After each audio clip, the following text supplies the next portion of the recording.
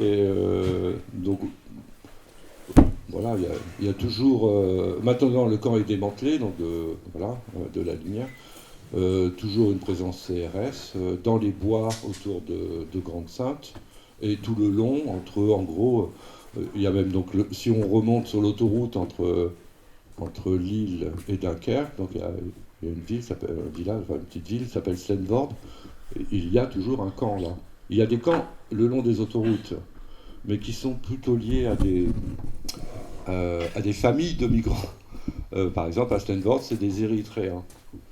Voilà, donc pour connaître avec Richard, voilà, des gens se sont organisés à Stanford pour assurer une liaison, quoi, pour assurer aussi que les gymnases ouvrent des douches, voilà, donc, mais c'est du point de vue d'habitants de cette ville qui s'organisent, bon, qui se mettent en association, en réseau. Bon, il y a tout un réseau associatif qui s'est constitué, de coordination, etc., différents. Enfin voilà, aussi bien le garçon du Pérou que non, Cyril Hanap et Sébastien Thierry et Cyril Hanap. Voilà. Bon, on documentait ça, enfin un peu. Après, la réalité, c'est que voilà, ouais, il y a moins de migrants apparemment qu'il n'y a eu, voilà, mais il y a toujours un flux. Et donc, comme il n'y a plus ni à Calais ni à Grande-Sainte, voilà, c'est dans les bois. Et donc, de ce que je sais, par des Facebook et des gens qui continuent, c'est que toutes les semaines, les CRS interviennent dans les bois et délogent et détruisent les tentes provisoires ou les abris, et ça recommence. Voilà. Et les associations locales, en tous les cas, Utopia 58 aussi, tout le monde est parti. Hein. Il n'y a plus que Emmaüs, Emmaüs à Grande-Sainte, qui coordonne encore de l'aide alimentaire, des couvertures, enfin voilà, les besoins essentiels, quoi. Mais à chaque fois, c'est dépouillé, quoi. Donc c'est totalement instable, c'est devenu complètement invisible. Donc les invisibles dont on parle aussi, enfin dans les quartiers populaires et tout ça. Voilà, il y a toute cette invisibilité aujourd'hui. Et les médias n'en parlent pas, et la communauté urbaine, voilà, a fait en sorte d'ouvrir les gymnases en temps de crise, quand il y avait le grand froid, par exemple, des choses comme ça. Donc là, cet hiver, les gymnases étaient ouverts à Grande-Sainte, par exemple. Il y a des gens comme par exemple Madame Anchou Werker, qui était des nôtres l'année dernière, qui est donc à la culture aussi, hein, à la ville de Dunkerque. Je sais pas, elle est directrice adjointe, je crois, non? Qui, je sais, à titre personnel, était très impliquée dans une association d'accompagnement des mineurs, des migrants mineurs, il me semble. Hein. Oui. Donc là, c'est un peu... Oui, c'est tout l'enjeu des mineurs non accompagnés. Voilà. Donc là, il y a voilà, des associations locales qui se sont montées. Donc l'association avec Isabelle, c'est Fragile les Bulles. Mais c'est tout un réseau associatif qui s'est coordonné de fait quand même. Hein. Alors en lien avec des structures spécialisées qui peuvent accueillir des mineurs non accompagnés. Donc voilà, des structures d'aide qui perçoivent des financements hein, pour ça, par l'État, enfin par les différents services, État j'imagine, région, voilà. Mais tout ça après pose la question du majeur, parce que lui, dès qu'on voilà, il, de, il devient invisible. Oui, et puis il y a aussi les tests. Il me semble que les tests de minorité sont faits sur des modèles caucasiens et donc sont pas forcément adaptés à d'autres morphologies humaines en fait. Et donc du coup, on décide parfois que certains mineurs sont des majeurs alors qu'ils ne le sont pas.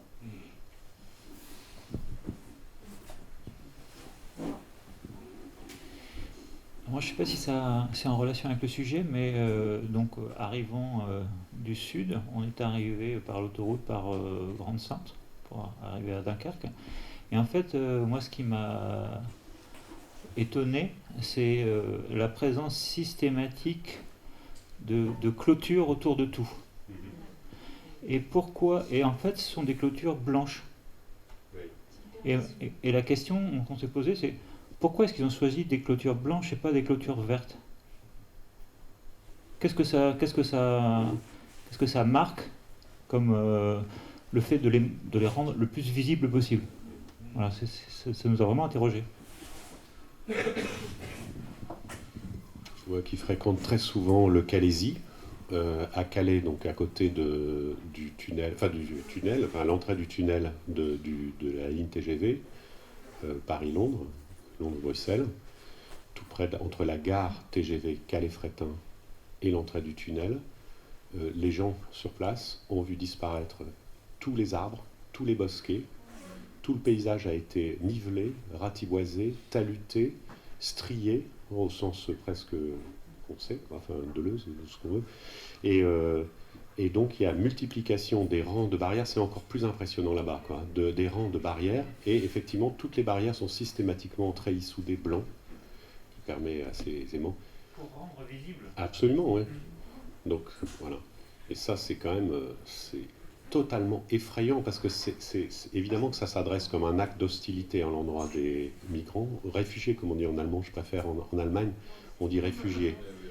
C'est quand même pas le même mot. Hein. Mais aussi à l'adresse des locaux, c'est-à-dire que leur paysage disparaît derrière l'injonction de sécurité. Et je voulais juste ajouter un mot à ce sujet-là. C'est peut-être moins sensible à Dunkerque, parce qu'il me semble que la situation économique est quand même moins catastrophique qu'à Calais. À Dunkerque, je ne sais pas. Mais à Calais, je ne suis pas du tout là pour me faire l'avocat de Sophie Bouchard, qui est l'actuelle maire, d'ailleurs elle est LR de Calais, après que ça a été longtemps communiste.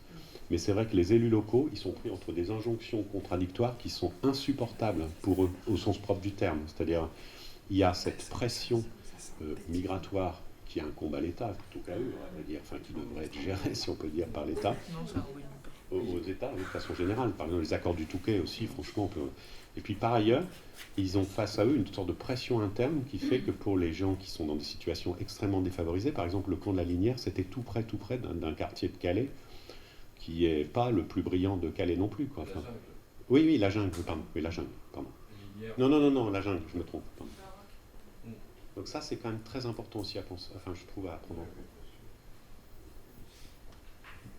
Oui, pour revenir sur les termes, effectivement, je trouve que c'est pas une question que de traduction ou de choix entre un terme plutôt allemand ou français. C'est qu'en France, de toute manière, ces deux termes ont commencé à avoir une connotation tout à fait différente entre migrants et réfugiés. Et que migrant, c'est en fait un stade... comment dire, un statut qui n'a pas encore d'identité politique, à laquelle on ne reconnaît pas une identité politique. Alors que le réfugié est celui que juridiquement a déjà, on a accepté, dont on a accepté l'étrangeté et auquel on décide par des critères qui sont de plus en plus raides et de plus en plus... strict, la capacité à rester. Le statut de celui qui reste, qui peut rester un certain temps, est le réfugié, alors que le migrant est devenu le terme pour indiquer cette identité mobile, cet individu mobile qui n'a pas encore ce... Voilà. Absolument ce que je voilà. voulais dire. Non, mais quand tu dis je préfère ce terme à ce terme... Non, c'est pas ce que j'ai dit. Moi j'avais compris comme ça. Non, c'est que dans le choix qui a été fait en Allemagne, dans le choix qui a été fait en Allemagne, à un moment donné, de privilégier ce terme, ça s'est accordé aussi à un moment politique critique où Angela Merkel a décidé d'accueillir ce qu'elle a nommé de fait, ou ce que l'Allemagne a nommé les réfugiés, alors qui a eu ses limites aussi. Après, le million étant entré, après, il s'est passé autre chose. C'est plutôt, moi ce que j'entends vraiment... Attends, il y avait... C'est un autre sujet. Peut-être juste pour terminer. Moi ce que je trouve... Pardon, j'ai pas mon masque. On peut pas dire que j'étais en train de finir mon café. C'est par rapport à ce que j'entends dans ce que tu dis, en effet, qui est très différent, c'est d'accepter de donner un statut à des gens qui sont en mouvement. C'est pas tant de nommer, et c'est le caractère des gens qui sont là, c'est qu'ils sont pas là pour rester en fait. Et c'est cette chose qu'on a du mal, mais ça c'est une vieille histoire, je pense presque biblique, qui est derrière tout ça. On a du mal à accepter, à donner un statut à une chose qui est en mouvement. Et ça, ça pose une vraie question, je pense, à l'architecture, qui est plutôt, justement, on a parlé d'invisibilité et d'impermanence. Et c'est vrai que ce sont deux termes qu'on a du mal à appliquer à l'architecture, et je pense qu'on devrait réfléchir à ces mots par rapport à l'architecture. Donc je rejoins cette différence entre ça rejoint le lycée Le Strier aussi, hein, le statut des gens qui sont pas, qui n'ont pas forcément de lieu où ils sont, le fait d'être dans un lieu particulièrement, dans lequel je pense que l'architecture exprime quelque chose d'une certaine manière, parce que l'architecture, elle exprime le lieu où on est de façon stable, voire qu'on transmet, avec la question de propriété, le patrimoine, tout ça. Et là, justement, on s'écarte complètement de ces référents-là, de ce référentiel, finalement, sur lequel on a construit énormément d'imaginaire jusqu'à notre discipline. Enfin, je pense que la discipline architecturale, elle est beaucoup basée sur la question plutôt du fixe que du mouvant.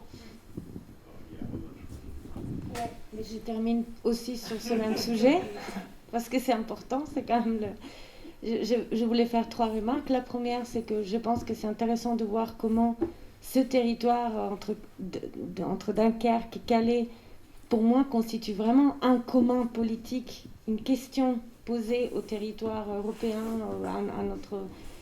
et que trop souvent on a renvoyé, comme on le fait souvent, surtout l'État français, à la localisation du problème. On a inversé en fait ces relations, c'est-à-dire que le problème n'est pas ni Calais, ni Dunkerque, ni cette côte, ni voilà, ça nous renvoie à des questions de construction politique, de ce qui nous est commun, de ce qui est accessible, de ce qui est traversable, de ce qui est, enfin tout ça. Et par contre, la réponse est la localisation du problème et la création d'une sorte de situer le problème quelque part plutôt d'accepter son échelle qui est globale. Pour moi, ça c'est... Et ça renvoie à mon deuxième commentaire par rapport à ce que tu viens de dire, Marie, c'est qu'en fait, c'est non seulement une sorte de tension qui traverse toute société entre la mobilité et la fixité de nos vies, enfin l'ancrage, mais on est passé aussi à une forme et que l'architecture y est pour beaucoup de choses, puisqu'elle a plutôt aidé du côté de la fixité, elle a plutôt été utile à fixer et donc organiser la question de la population, des migrants, de la masse, voilà. Mais on est aussi sur une forme de transformation effectivement qui est celle. On parlait souvent dans les migrations qui ont traversé les siècles précédents de arrival cities, donc des villes dans lesquelles on arrive. Et donc qui sont le lieu de chute d'un projet migratoire. Et ce qui est extrêmement compliqué aujourd'hui à penser, c'est cette idée du fait que c'est une ville d'étape et que la France est traversée par cette idée de lieux qui sont des escales en fait dans un projet migratoire qui est... Quoi ? C'est parce qu'on n'accueille pas. Pas tout à fait. C'est pas tout à fait ça. Parce que il y a une question d'incapacité de considérer l'accueil comme étant un accueil aussi par rapport à un projet qui dépasse la France et qui dépasse l'Europe. Et ça, c'est très, très compliqué. C'est encore plus compliqué que de considérer que l'Europe... Enfin, en fait, on ne sait pas faire la transition. On ne sait pas faire ce qui est transitoire. On ne veut pas le faire. Non, On a mais... des moyens de le penser. On a des moyens. Non, mais je ne suis pas en train de parler en termes politiques. Hein. Je suis en train de parler en termes de... On ne peut pas enlever non plus, parce que ce que tu dis, ça serait prétendre que ces migrants, ou ces trajectoires migratoires... On a dit qu'on les appelait réfugiés. Ben non, pour moi, ce n'est pas le terme correct. Anna Maria, je pense qu'il y a une... Micro. Mais c'est dans la même question, j'en ai pour 2 secondes. 2 secondes. Je pense qu'il y a une question de mentalité qui est très forte. C'est-à-dire qu'un réfugié, c'est quelqu'un qui dit « je viens me mettre sous la protection de la France et j'accepte d'être soumis aux lois de la République ». J'ai aucune opinion là-dessus. Hein. Je me soumets aux lois de la République. C'est quelqu'un qui est forcément accueilli parce que il est... comment dirais-je, c'est un sujet potentiel. En revanche, quelqu'un qui est un migrant, c'est quelqu'un qui traverse un pays, qui ne cherche pas à être sous la protection du pays qui cherche à aller ailleurs. Et donc forcément, c'est quelqu'un qui, dans l'acception populaire, n'est pas quelqu'un d'intéressant, il n'est pas quelqu'un qui... C'est quelqu'un qui rejette, pour beaucoup de gens, qui rejette l'allégeance à la République. Donc c'est quelqu'un qu'on ne veut pas. C'est quelqu'un qui est juste là pour profiter c'est pas mon opinion, hein, mais c'est comme ça que ça se passe. C'est quelqu'un qui est là pour profiter de ce que lui offre ce territoire dans lequel il passe, mais qui n'a aucune intention de faire allégeance au pays. Et donc il y a un rapport de force très clair par rapport aux notions de nation qui restent très très présentes. Et ça raconte un peu ce que tu disais, oui. La suite de ce que tu disais. Oui, voilà, il y a un accueil inconditionnel à produire. Et gratuit. Oui, accueil inconditionnel, donc ce que dit Marc Auger Michel Agier, Michel Agier. Voilà, à partir de là, on ne répond pas à ça, les États ne répondent pas à ça, il n'y a que de la solidarité et de l'entraide qui se crée dans un réseau associatif, et effectivement localisé, et pas du tout globalisé. Oui, mais la question de l'accueil qui n'est plus...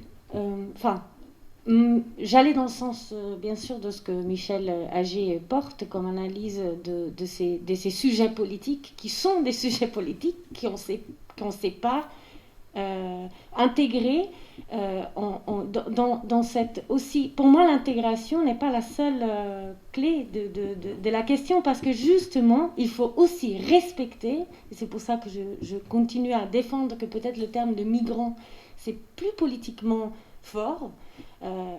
Qu'est-ce que peuvent faire les États, ou qu'est-ce qu'ils ont envie de faire ou pas, justement, quand ils doivent accueillir un trajet, quand ils doivent accompagner de manière aussi digne, je ne sais pas comment, un projet migratoire qui les dépasse. Et c'est intéressant, c'est la nouvelle question qui pose cette migration. C'est pas seulement qu'on ne veut pas les accueillir, bien sûr que aucun État veut les accueillir. Mais pourquoi il y a une difficulté à concevoir cet accueil et ce terrain commun, ce commun qui devient cet accueil? Parce qu'il est temporaire et parce que c'est difficile d'identifier ces individus comme étant une éventuelle force de travail, puisque c'est tout ce pourquoi on conçoit la migration dans les États, c'est ça.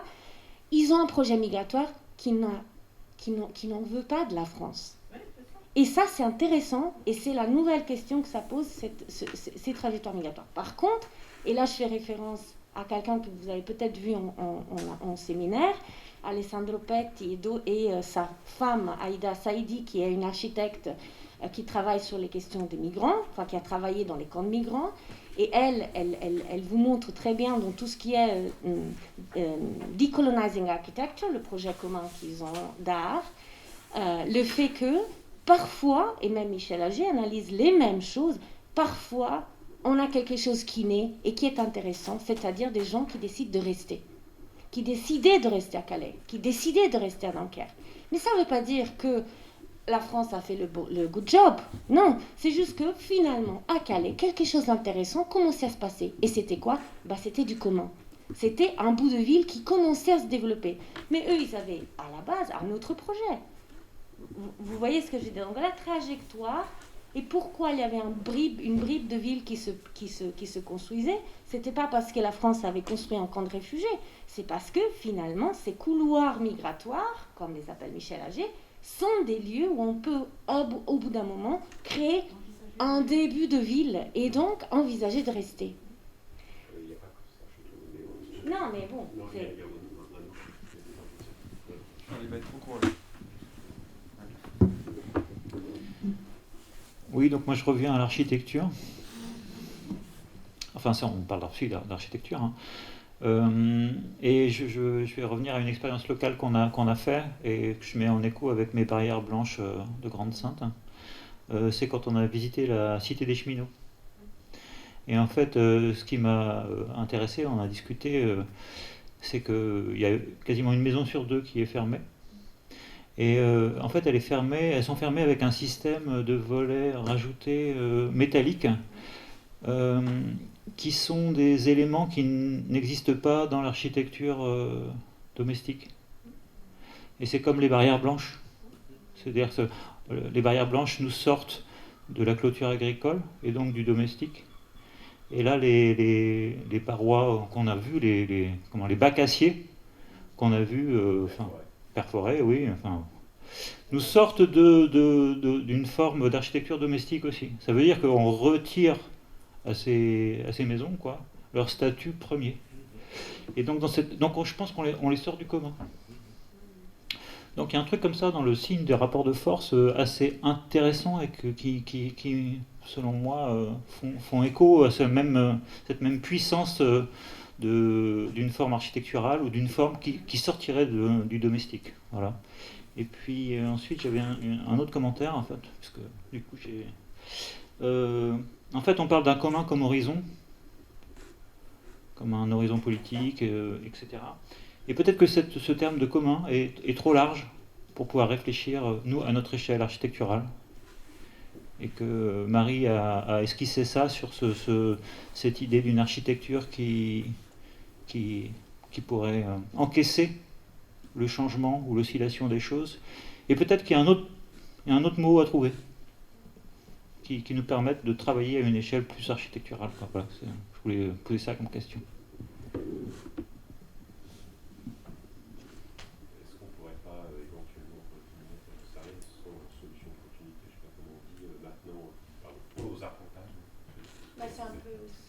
Je pense qu'on peut continuer un peu plus là, non? Parce que c'est un peu le... Mais en même temps, je pense aussi peut-être que pour les étudiants, c'est important qu'il y ait un retour sur leur proposition qui s'opère. Les étudiants, vous pensez quoi? Les étudiants, c'est pas un corps. Les étudiants qui peuvent s'exprimer individuellement, bien entendu, il y a des micros. Ok. Oui, moi personnellement, j'aimerais bien entendre plus sur la discussion qui est posée justement sur l'échelle de commun. Comment trouver peut-être il y a une autre échelle entre terminologie pour s'approcher à l'échelle d'architecture. Donc ça m'intéresse.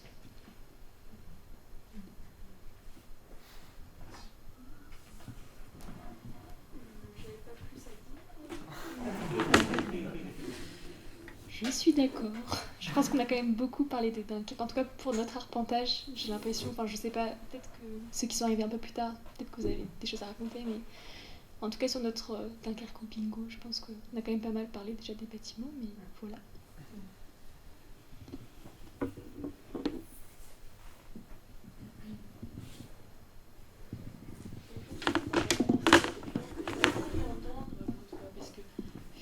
Finalement, il y avait une espèce de...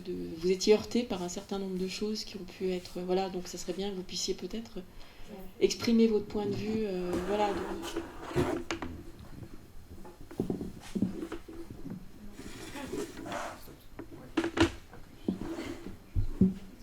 Je passe derrière toi, sinon pour pas que tu les demandes. Je sais pas, qu'est-ce que vous voulez que je vous dise? Apparemment, il faut être spécialiste pour pouvoir avoir une opinion sur les sujets. Non, mais moi, c'est juste que je suis choquée par les politiciens, la politique, comment on traite les gens, l'humanité. Les personnes qui migrent, elles ont probablement un projet. Elles ont d'abord le projet de survivre parce qu'elles sont parties de chez elles... c'est pas une invitation en fait au voyage, hein, c'est plus une nécessité. Et moi, ce que je connais un petit peu plus, parce que je suivais un petit peu les squats à Nantes, ou les différents lieux, les frontières dans les montagnes.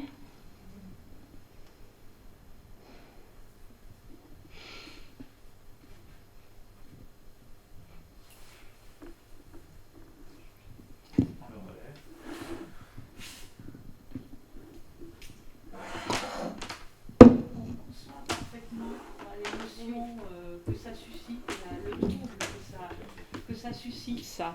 Ce qu'il faut bien savoir, c'est comprendre comment dire, les failles ou la cartographie mentale, et qui n'a rien à voir enfin ça a à voir avec le territoire, bien sûr que si, mais cette espèce de cartographie mentale,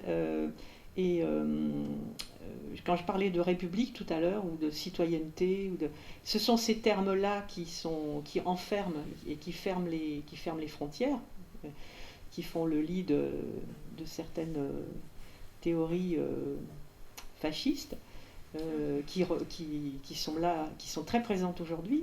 Et si on reprend des gens comme ce qu'on appelle les gens du voyage, qui sont des gens qui sont exclus, qui sont regardés toujours, dès qu'il y a c'est un voleur de poules, dès qu'il y a un truc. Donc il faut bien connaître cette cartographie mentale-là pour pouvoir s'y attaquer et y faire face. Parce que l'émotion que l'on a, elle n'est pas suffisante pour pouvoir réagir et formuler des modalités d'action ou trouver des territoires de dialogue sur lesquels on puisse agir. Parce que votre émotion est absolument légitime, mais si vous voulez la mettre en œuvre, il faut que vous compreniez la cartographie mentale qui est à l'œuvre dans tout ça. Mais c'est aussi, je crois, une forme de rage qu'on partage. et je pense que si on veut, je pense qu'on parle d'architecture quand même, hein, je ne crois pas qu'on soit très loin. Mais pour avoir visité Calais à un moment donné où il y avait une certaine effervescence de production, justement, d'abris, alors c'était pas encore le moment où Cyril Hanap et l'école de Belleville étaient passés par là, mais c'était vraiment un moment où les migrants avaient commencé à aider effectivement par certaines structures à prendre de la place. Moi, ce qui m'avait vraiment touchée, c'était que tout d'un coup, à un moment donné de ce territoire, je retrouvais une certaine ambiance qui était une ambiance urbaine, qui était une ambiance d'une petite rue, de pas mal de villes que j'avais visitées en faisant plusieurs longs voyages à vélo, où je voyais des petites boutiques, des petits restos, des petites échoppes, où on retrouvait une dimension qui était une dimension sûrement commune aux habitants du camp. Et en fait, pour moi, ce qui était choquant, extrêmement choquant, c'était de voir ce qui s'annonçait à côté. Et à côté, ce qui s'annonçait, c'était une toute autre architecture, qui était une architecture de conteneurs, qui était une architecture en damier, qui était une architecture coloniale, qui était une architecture qui ne permettait aucune domesticité, aucune production et qui renvoyait à cette, en fait, qui faisait, et c'est là où peut-être on se comprend pas, où il faut qu'on travaille pour se comprendre, où finalement on allait traiter les migrants, on allait traiter ces personnes en transit que sur cette particulière nécessité de présence qui était en fait la survie. On allait les aider juste pour les faire survivre. Et c'est ça le problème. C'est-à-dire qu'il faut les considérer comme autre chose que des personnes qui veulent que survivre. Et c'est ça qui est important, pour moi en tout cas. Et c'est là où ça change. Alors pour moi, et je reviens à ce que j'avais noté hier pour le partager à tout le monde, je trouve qu'en fait on a un grand problème. Alors ça se réduit à des choix architecturaux, hein, à des choix d'agencement des boîtes, d'agencement d'organisation de conteneurs, de ce qu'on permet de faire à l'extérieur des conteneurs et de ce qui n'est plus permis et qui en fait était permis, en tout cas était toléré et hors contrôle autour des tentes et autour des abris. Ça, c'était vraiment radical, hein. On ne pouvait plus rien faire à l'extérieur des conteneurs. Et on ne pouvait plus s'agréger par des réseaux de famille, hein, parce que vous arrivez, vous avez un numéro, on vous casse dans un conteneur, vous ne pouvez plus faire autrement. Alors, pour moi, la question, c'est qu'il y a une incompréhension, une impossibilité du public, du pouvoir public, à tolérer le commun des autres. Pour moi, c'est ça. Il y a une sorte de difficulté à se positionner en tant qu'État, à positionner en tant que pouvoir public, en tant qu'autorité, et à comprendre qu'il y a des germes de commun chez les autres qu'on doit tolérer et qu'on doit accompagner. Voilà. Moi, j'aurais bien aimé, en fait, par rapport à la demande de Pochen, répondre de manière peut-être un petit peu décalée, pas sur le même terrain, mais précisément sur cette question du commun, pour y revenir aussi, sous d'autres auspices, si c'est possible.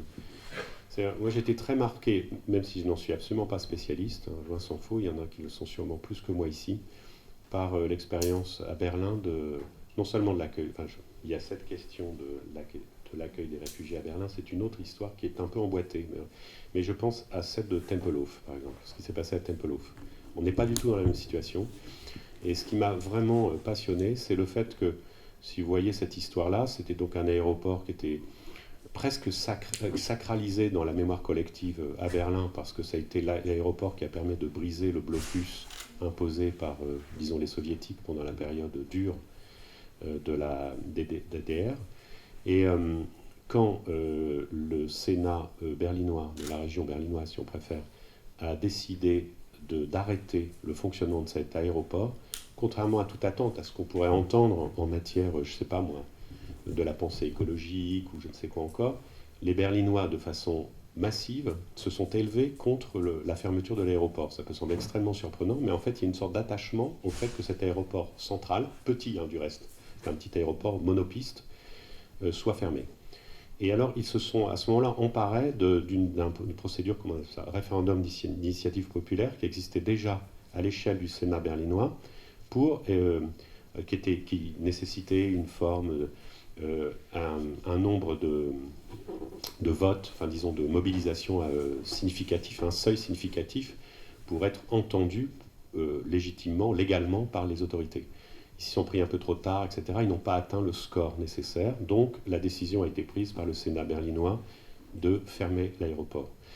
Et ensuite, acte 2, le Sénat berlinois a décidé que cet aéroport étant fermé, et on avait là une entité foncière, c'est peut-être là où d'un certain point de vue très loin de là, ça pourrait rejoindre ce qu'on a vu à Saint-Paul, enfin, très très loin, en disant on va valoriser ce foncier, quoi. On va valoriser ce foncier, on va fabriquer un quartier, etc. etc.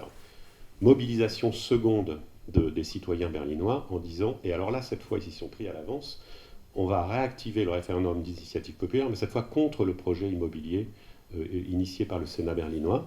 Et cette fois-là, ils ont gagné. Et alors, en fait, pour moi, c'est un peu une certaine manière de voir le commun, et j'en verrai une autre, en fait.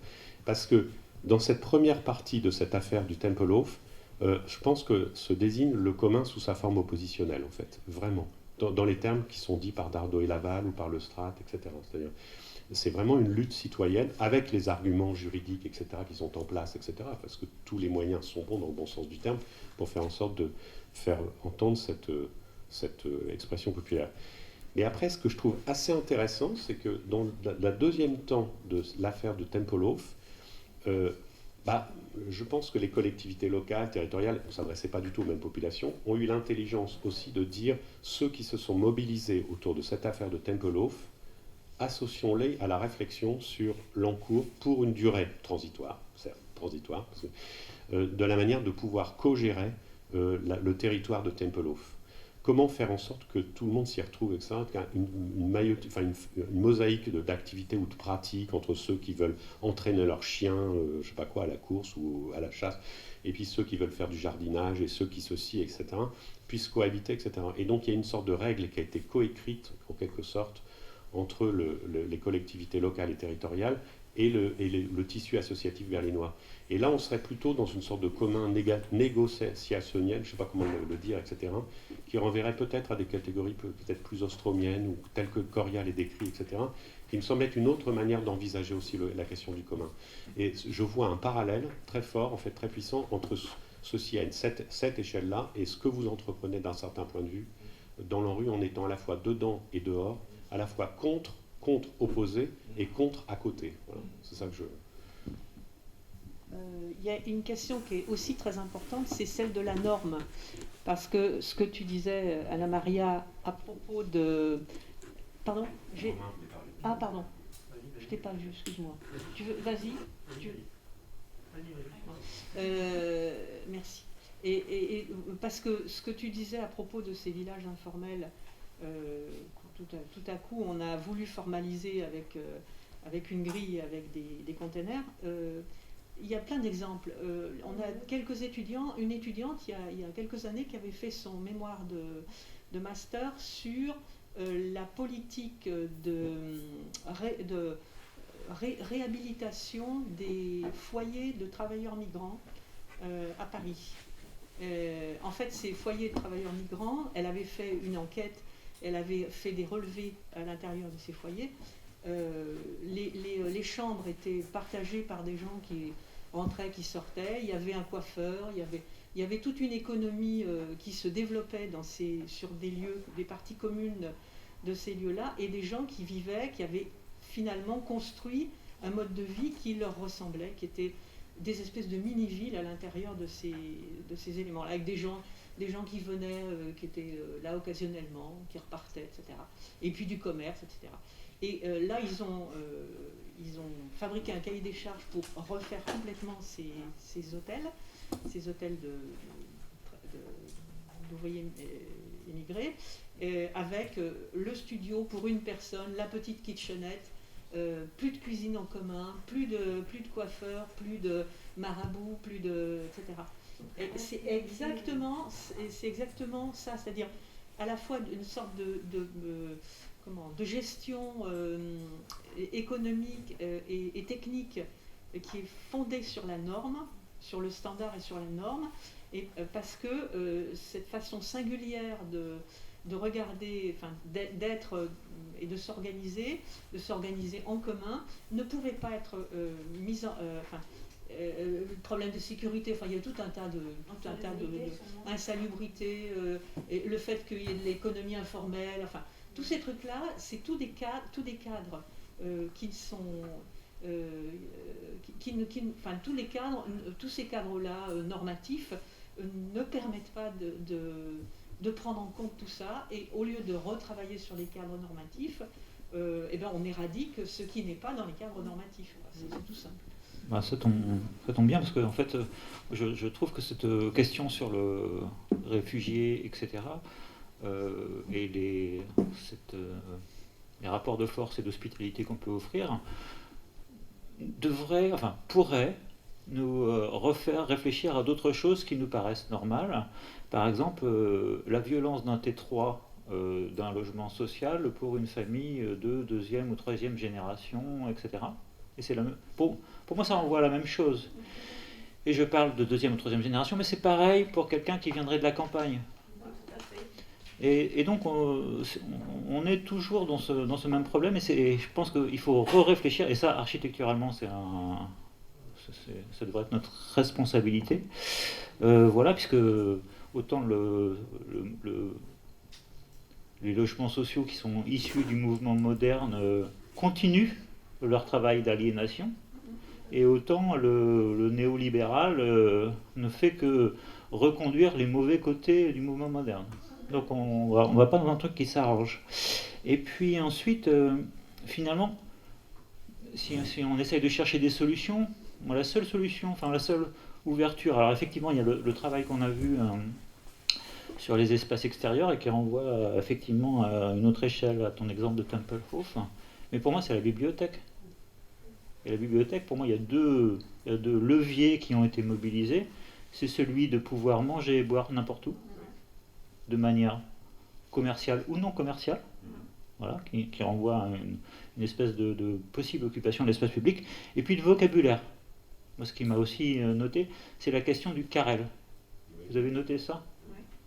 Et c'est-à-dire que le fait de choisir de ne pas dire espace de travail, et d'avoir un autre mot qui rentre dans une espèce de neutralité, qui ouvre finalement d'autres possibilités qu'elle nous a racontées. En même temps, un mot du lexique bibliothécaire le plus sophistiqué qui soit. Oui, mais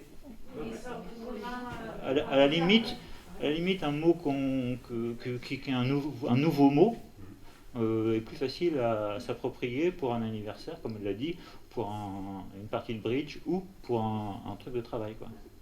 Donc par rapport à nous, notre travail d'architecte, voilà, c'est deux choses finalement. Une possibilité de manger, de boire de manière non commerciale et la question d'un vocabulaire partageable ou inconnu mais qui permettent les choses, c'est peut-être deux pistes intéressantes à travailler, quoi. Plus la façon, les situations qui sont proposées pour le corps.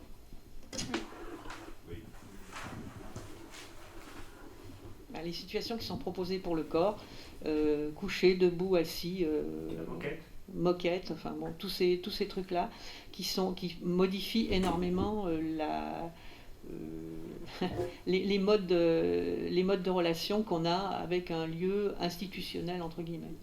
Dans la mesure où la question de l'usage dépasse celle de la fonction là, de façon très très claire. C'est-à-dire que c'est une sorte de mosaïque d'usage en fait, qui s'enchevêtrent les uns dans les autres, tels qu'ils l'ont véritablement pensé, précisément parce qu'ils ont produit cette stratégie du récit des usages en amont. En fait. Et c'est comme les bancs qui sont des bancs mais qui ne sont pas que des bancs. Oui. Et juste en termes aussi de presque anecdotique, mais ça dit bien les choses, Clichy-Montfermeil sur la rénovation urbaine. Une série de nouveaux immeubles est construite. On sait que les populations qui vont occuper ce bâti ont des traditions culinaires. Les cuisines sont ouvertes.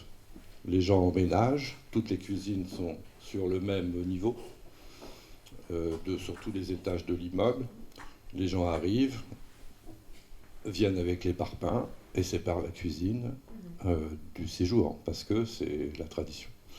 Et ça affaisse les planchers, parce que trop de parpaings, là où c'était pas prévu. Et donc un immeuble neuf, voilà, c'est incroyable de ne pas penser par rapport aux usages et à la possibilité de séparer ou non la cuisine du séjour. C'est des exemples comme ça, il y en a plein. Ce que j'ai constaté aussi, observé, à partir du moment où on en parlait hier rapidement, quand on est passé dans l'îlot central de Guilmer, à partir du moment où on a mis quelques assises, quelques faux jeux pour enfants, quand il fait beau, les mamans en communauté viennent s'installer tout autour du cercle, en gros. Mais ne se parlent pas, parce que la communauté rome, qui habite certains logements, ne parle pas avec la communauté maghrébine et ne parle pas avec les communautés d'origine plus française depuis plusieurs générations. Les enfants ont joué ensemble, par contre. Et là, quelque chose est arrivé qui n'arrivait pas.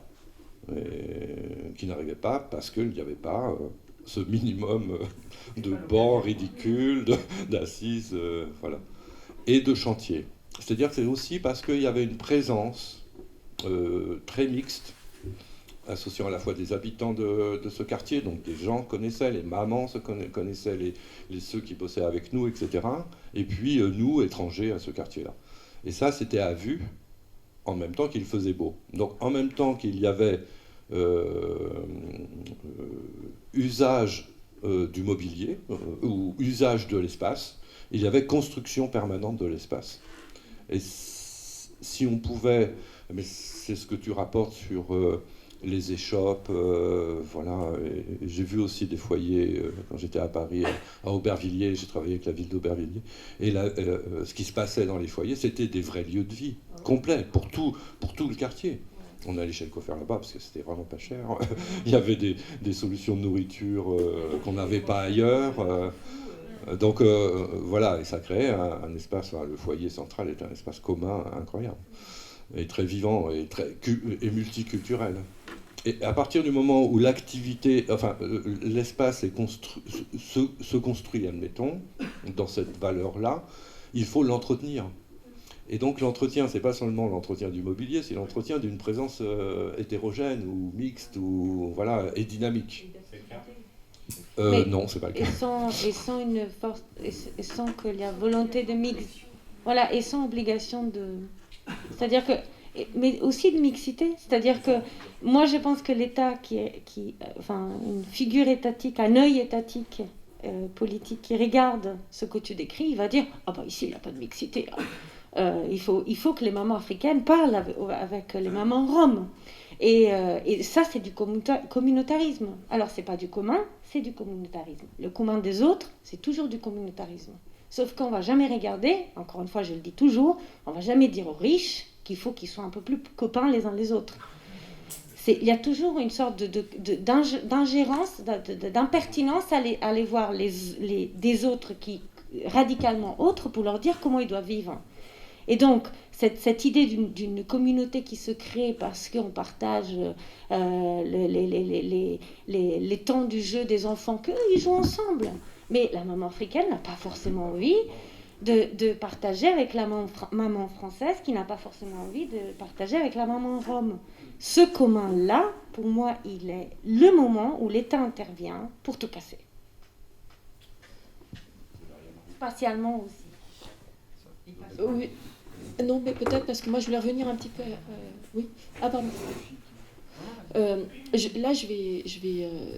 me fait penser à plusieurs choses qui ont été dites sur l'émotion. Et puis, il y a un terme que tu emploies souvent, Marie-Anita, c'est de dire refroidir le sujet. C'est-à-dire qu'à un moment donné, comment refroidir le sujet et comment on fait en sorte, comme dit Romain, de réduire la question qui nous paraît tout à coup trop grande. Souvent, l'émotion, elle apparaît quand les choses nous paraissent trop grandes et qu'on se sent incapable. On se sent tout à coup dépassé par la question et incapable de réfléchir. Et moi, il me semble que le métier de l'architecte, notre discipline, elle est magnifique pour réfléchir à tout ce dont on parle. Et je pense que elle peut, alors on a parlé de la question de l'expression, de la mise en œuvre, de qu'est-ce qu'on met en œuvre comme matériau, on a parlé de la forme des choses, la barrière, la couleur, tout ça. De questions aussi que tu abordes, on a parlé de fonction, justement, c'est-à-dire la question comment on passe de la programmation à la fonction. On l'a vu hier aussi dans un exemple, par exemple, encore très, très en vigueur dans la formation des architectes.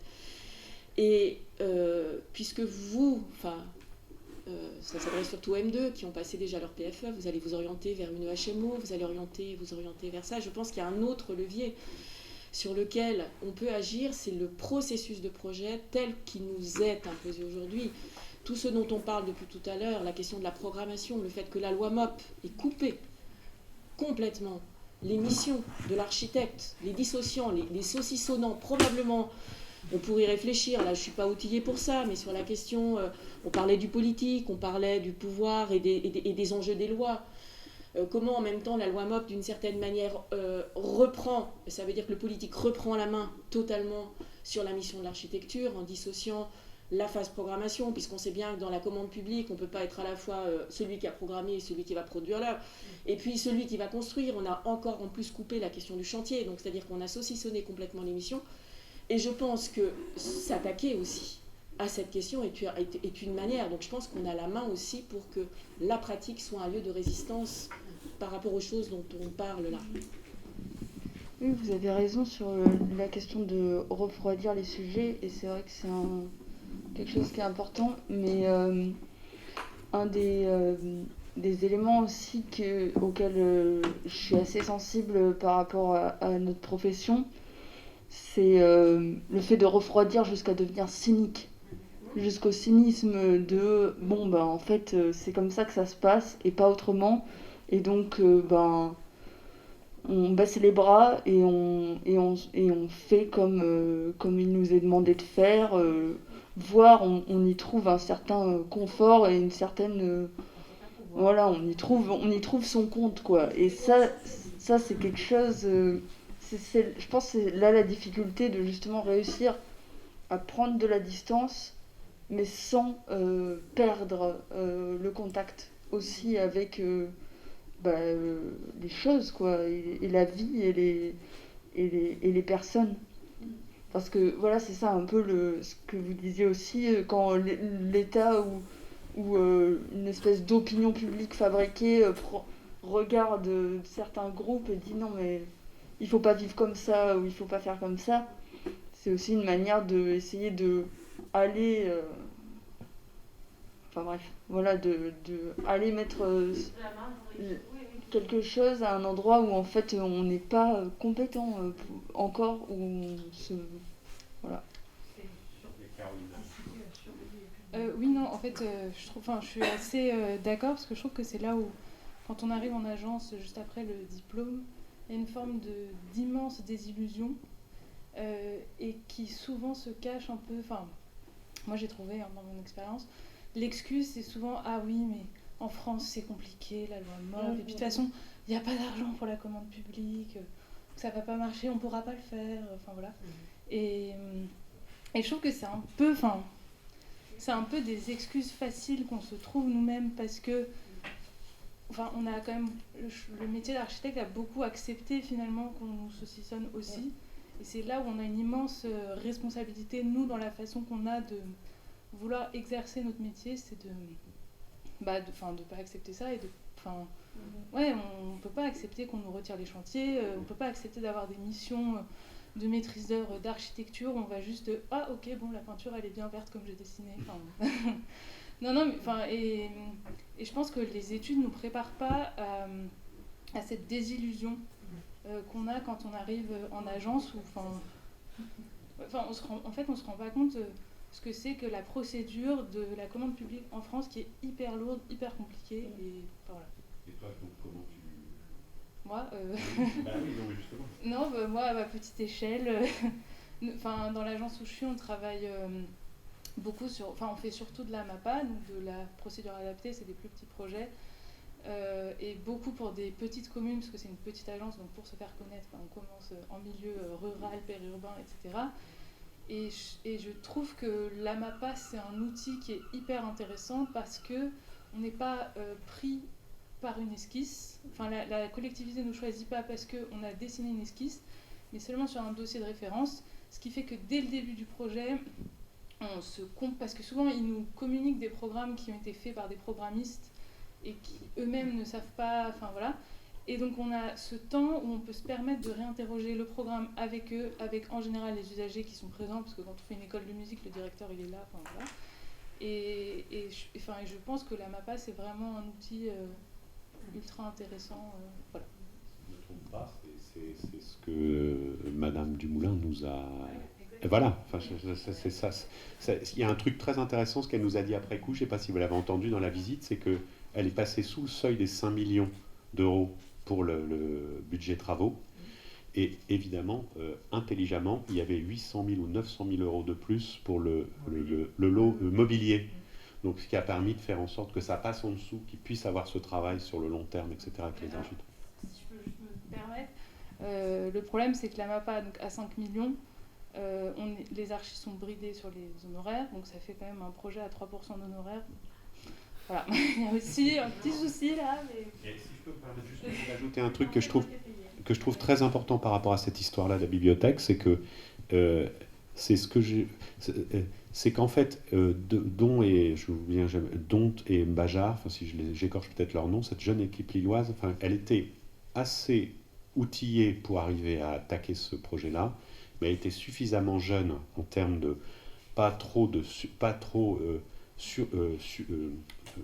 noyée par les commandes, etc., pour avoir le temps, la capacité d'accorder tout ce temps et cette énergie sur ce projet du long terme. En fait, c'est aussi ce genre de... Et de même en ce qui concerne la Dumoulin. C'est-à-dire qu'elle était là, certes depuis un certain temps, mais c'était la première fois qu'elle avait une expérience de programmation de cette envergure, etc. Donc il y avait une sorte de conjonction des stellaires qui faisait que c'était possible. Enfin, c'est aussi comme ça que ça marche. Moralité, il faut prendre que des jeunes équipes. Moralité, la notion de jeune. Oui.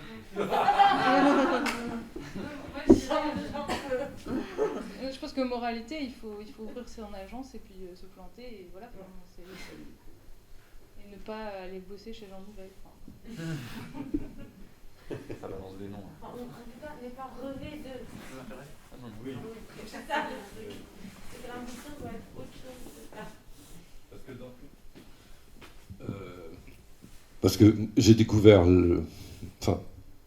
on avait déjà un petit peu travaillé, échangé sur de l'architecture, mais pas vraiment directement travaillé avec des archis. C'était plutôt les paysagistes. Ah oui, ça profite, c'est vrai. Ouais, on avait travaillé avec eux un peu. Mais là, en découvrant un Maliwan, et donc tout un réseau principalement issus de Belleville, hein, mais tout un réseau est intergénérationnel, c'est-à-dire que les anciens accompagnaient les nouveaux qui sortaient, et je trouvais que... et se filaient du boulot entre eux. Certains ont choisi les agences, choisi ou subi, mais ils y sont allés travailler. Ce qui donne aujourd'hui une autorité à certains, parce qu'ils n'ont pas perdu le réseau derrière, qui, eux, ont choisi des formes beaucoup plus militantes, beaucoup plus alternatives. Voilà. Et ce qui nourrit aujourd'hui, parce que, allez, je sais plus, très grosse agence parisienne, et une des filles, Louia, est en charge d'un programme en Arabie Saoudite. Mais elle n'a pas 30 ans. Elle n'a pas 30 ans. Et en charge. Et donc cette expérience-là, qu'elle assume, hein, elle avait travaillé pour Falucci aussi avant, bénéficie aux autres. Le truc, c'est qu'il ne faut pas perdre le réseau, me semble-t-il. Ça, c'est très important, et si ça peut faire entre les différentes générations, enfin promotion, je ne sais pas comment on appelle, ça peut être très très pertinent, cette question-là. J'ai autre chose.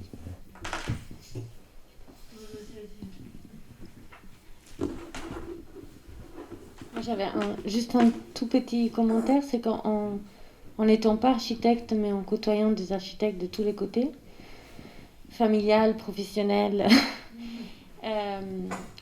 ce qui me semble important, c'est en fait, de se rendre compte qu'il y a une certaine épaisseur historique des alternatives. Et c'est rassurant, en fait. Enfin, c'est rassurant, non. C'est pas rassurant, justement, parce que ça veut dire que c'est une bataille qui n'est pas à gagner. C'est juste une bataille qui traverse la société. Et je renvoie à ce que tu disais, la violence d'un T3, c'est clair, c'est ça. C'est que on est dans un monde qui se bâtit par une forme de construction, d'homogénéité, de standards, comme tu disais, Elisabeth. Et en fait, il y a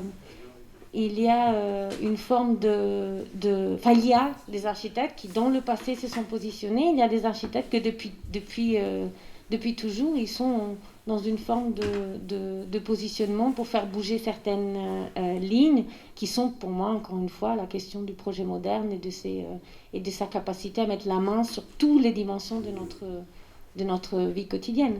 Et il faut lire, il faut se documenter, il faut se côtoyer de compagnons de route qui sont là et qui sont mis aussi sous silence vis-à-vis, par une vision plus dominante de ce que c'est l'architecture. Et par rapport à ça, et le fait qu'on soit dans une école d'art, est-ce qu'à Nantes, par exemple, il y a des relations entre l'école d'art et l'école d'archi ? Alors, l'école d'art à Nantes a déménagé il y a 2 ans, 3, non, le temps passe, 3 ou 4 ans, je sais plus. Elle était avant dans le centre et elle a déménagé à même pas 500 mètres de l'école d'architecture. À l'occasion de ce déménagement, il y a eu aussi la tentative d'ouverture de squat de l'ancienne école pour accueillir des migrants et des réfugiés. Donc, bon, ça n'a pas duré longtemps, hein. En 24 heures, on était dehors, mais on l'a essayé. Et après, les relations avec l'école des Beaux-Arts ne se sont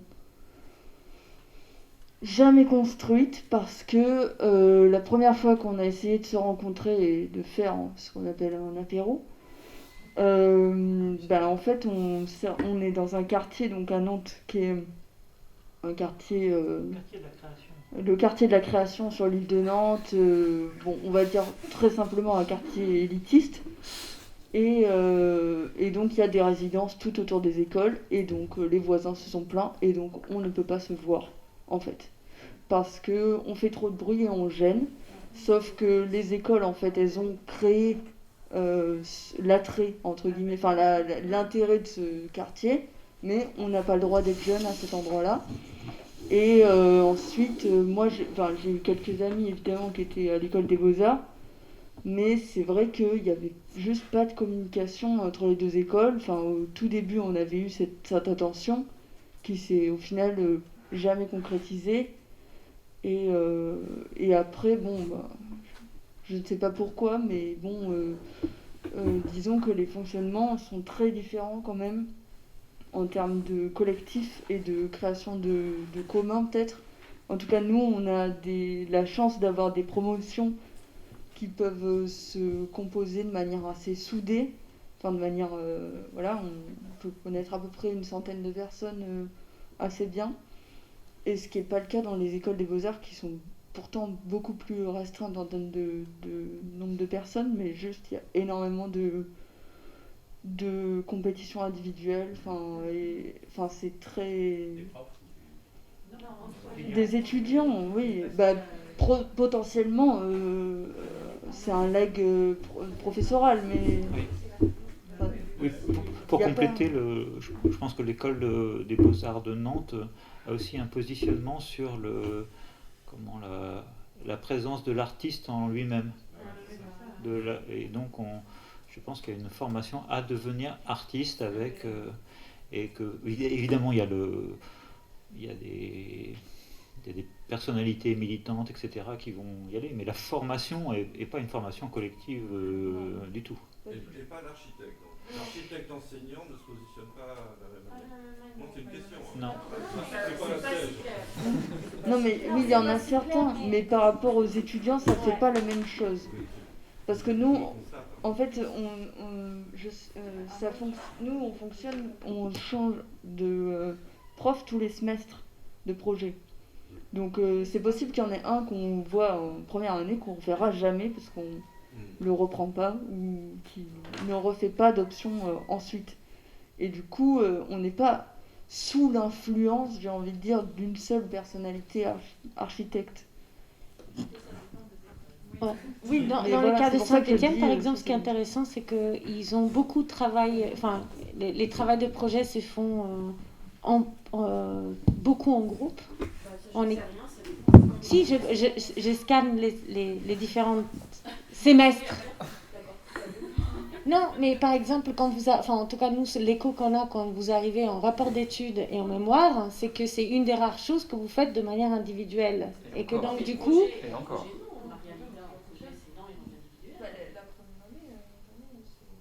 C'est l'individuel, c'est mon projet, ton argument, ton projet, Ouais. ton choix, ton site, ton programme, ça individualise beaucoup. Ouais, c'est plus, le rapport au projet. c'est plus dans les années qui suivent, justement, peut-être quand on arrive en master. Enfin, là, c'est un peu particulier ce semestre parce qu'on est deux.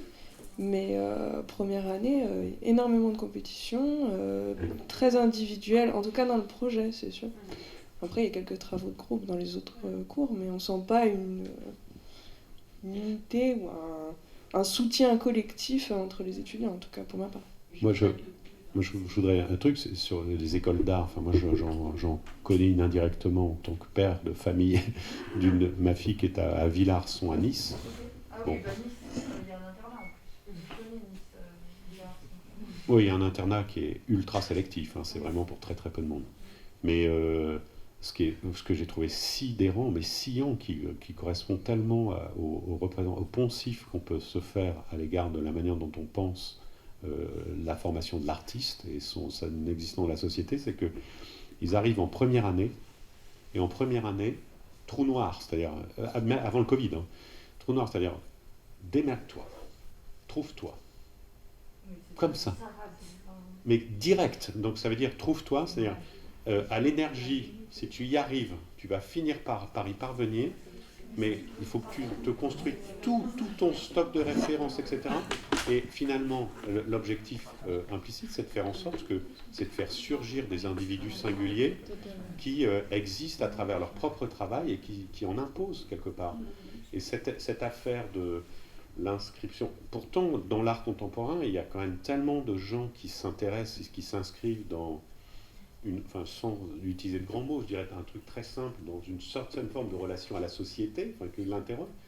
Et je me demande d'où ils viennent dans leur formation, parce que quand on voit comment ça se passe, et je trouve que de ce point de vue-là, je voulais juste ajouter un mot, c'est que je trouve que de ce point de vue-là, je ne dis pas du tout que c'est tout beau et tout rose dans les écoles d'architecture, parce qu'il y a du lard et du cochon, il y a de tout, Mais en l'occurrence, il y a vraiment des gens qui continuent à fonctionner comme ça, c'est le même schéma-là. Ça, on le connaît très très bien à Val-de-Seine. Hein. Il y en a, même si c'est parfois des gens extrêmement médiocres, mais qui se considèrent comme les génies singuliers, qui sont capables de boum, de produire des structures.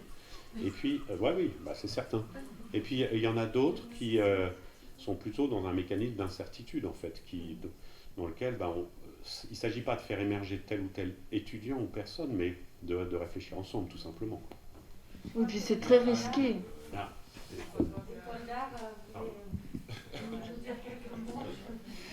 Je pense que dans l'enseignement supérieur ces deux types d'enseignement, effectivement, il y a une différence de modalité d'enseignement, mais aussi liée à des différences de pratique. Artiste plasticien, ce n'est pas du tout la même pratique qu'un architecte. C'est pas, il n'y a pas toute cette chaîne aussi de prestations, de métiers. Voilà, c'est pas un chantier qui croise plein de personnes, plein de métiers, etc. Donc, c'est pas du tout les mêmes pratiques. Et effectivement, en école d'art, l'enseignement tend à individuer les étudiants. C'est déjà le principe. Ceci étant, je pense quand même qu'il y a des différences par site, parce que moi, je ne me reconnais pas dans ce que vous dites. Il y a quand même, je pense, des couleurs particulières. Par exemple, ici, la question de la compétition entre étudiants, elle n'est pas flagrante. Il y a quand même une culture du collectif, mais qu'on favorise aussi avec nous beaucoup de travaux, de workshops communs qui mélangent les années, etc. Enfin, des trucs croisés, quoi. Voilà. Après, c'est une histoire de quelle couleur on veut donner en tout cas, à l'esprit de solidarité, d'entraide et l'ouverture sur l'autre et le collectif. La question du collectif, il y a beaucoup travaillé. On a ponctuellement, pas mal de fois, travaillé avec l'école d'archi de Lille. Sur des projets temporaires, en workshop, ça a très bien marché. Il y a 2-3 ans, avant que j'arrive, c'était sur Xenakis. Et ben, ça a très bien fonctionné. Mais au cœur de ce truc, je pense qu'il y a la question des particularités des pratiques. On a par exemple le même truc, enfin, là on est voisin avec le conservatoire. Je dérive, mais je trouve que ça nourrit un peu le truc. On est voisin avec un conservatoire municipal. Donc des pratiques péri, amateurs, ou pro, enfin voilà, c'est pas de l'enseignement supérieur. On est voisins, tout le monde se dit, mais enfin, ce serait normal que vous travailliez ensemble, plus étroitement. C'est pas du tout non plus les mêmes rythmes. Les pratiques, on a déjà initié des workshops communs. Un musicien, il arrive, il a déjà chez lui répété, il connaît sa partition par cœur. Le moment du collectif, c'est le moment juste de croiser, d'aboutir déjà à un travail qu'a fait chacun. Un workshop en école d'art, tout le monde se réunit, on arrive, on n'a rien, en une semaine, on doit tout construire. Donc c'est pas un moment, c'est à nous aussi d'adapter les processus de rencontre ou de travail commun en admettant la différence des pratiques, voilà, en intégrant la différence des pratiques. Là maintenant, on a mis en place de nouveaux protocoles avec le conservatoire pour que on intègre que en musique, le temps de préparation n'a pas la même couleur qu'en art plastique, etc. Et à quel moment on se retrouve ensemble ? Et à quel moment on fabrique un truc en commun ? Voilà. Et du coup, parfois, c'est simplement une méconnaissance des pratiques de l'autre. Voilà, je pense. Pour souligner le fait que pas mal d'architectes sortant d'études, enfin que je connais, pour maintenir une pratique avec des engagements politiques et militants, deviennent artistes et travaillent aujourd'hui pour des centres d'art. Et que l'architecture, et ça construit. Ça construit des formes, ça construit des réflexions, ça construit ça. Et c'était là où peut-être il y a un commun dans les proximités de l'école. Je savais leur attachement, tu vois. C'est dommage, il y a quelque chose qui est un peu manqué en termes de quand même là, il y a du potentiel. Il y a du potentiel créatif, politique, réflexif dans la mutualisation possible. Pour compléter, vite fait, excuse-moi, c'est un truc où des fois j'embête le monde quand il y a des confs tout ça, parce que je pose toujours la même question. On a travaillé avec beaucoup de collectifs qui mélangent, du coup on était tout contents de dire hybride, qui mélange plein de profils, urbanistes, archi, paysagers, etc. Et où sont les plasticiens dans ces collectifs ? Et moi je les vois pas beaucoup. Et du coup, quand on travaillait avec des chercheurs ou des conférences, je dis mais pourquoi Il n'y a pas de plasticien dans votre collectif qui s'attaque à tous ces chantiers-là, quoi. Voilà, comment c'est des architectures temporaires, des espaces publics, etc., l'action dans l'espace public. Et puis on me répond, je sais pas, on n'y a pas pensé, ou je sais pas, c'est vrai, ils sont pas là. Mais je me pose encore la question, de comment... ça veut dire que la pratique de l'art plastique est exclue de ces processus c'est-à-dire que soit on invite un artiste plasticien ou tout seul ou autre, mais ils ne se mélangent pas trop. Ils ne sont pas de nature inclus dans les collectifs militants, paysagistes, urbanistes, archi. Et dans ma tête, c'est pas normal. Il y a quand même encore quelque chose à faire parce que nous, quand on a travaillé avec tous les profils, et l'un nourrit l'autre de façon... c'est essentiel, je pense, à un moment d'arriver, de se poser la question de la pratique plastique dans ces dispositifs de création commune dans l'espace public. Et qui nous fait réinventer des protocoles. C'est-à-dire que s'inspirer de protocoles artistiques, par exemple, ce que tu disais sur le workshop, on ne sait pas, et on commence tous ensemble au même moment, c'est pas du tout pareil. Et donc ces protocoles-là, on nourrit aussi les autres, et l'expérience. Et donc les habitants, parce que comment associer des gens? Ça, si on revient à quelque chose qui cherche à associer le non-expert, par exemple, admettons.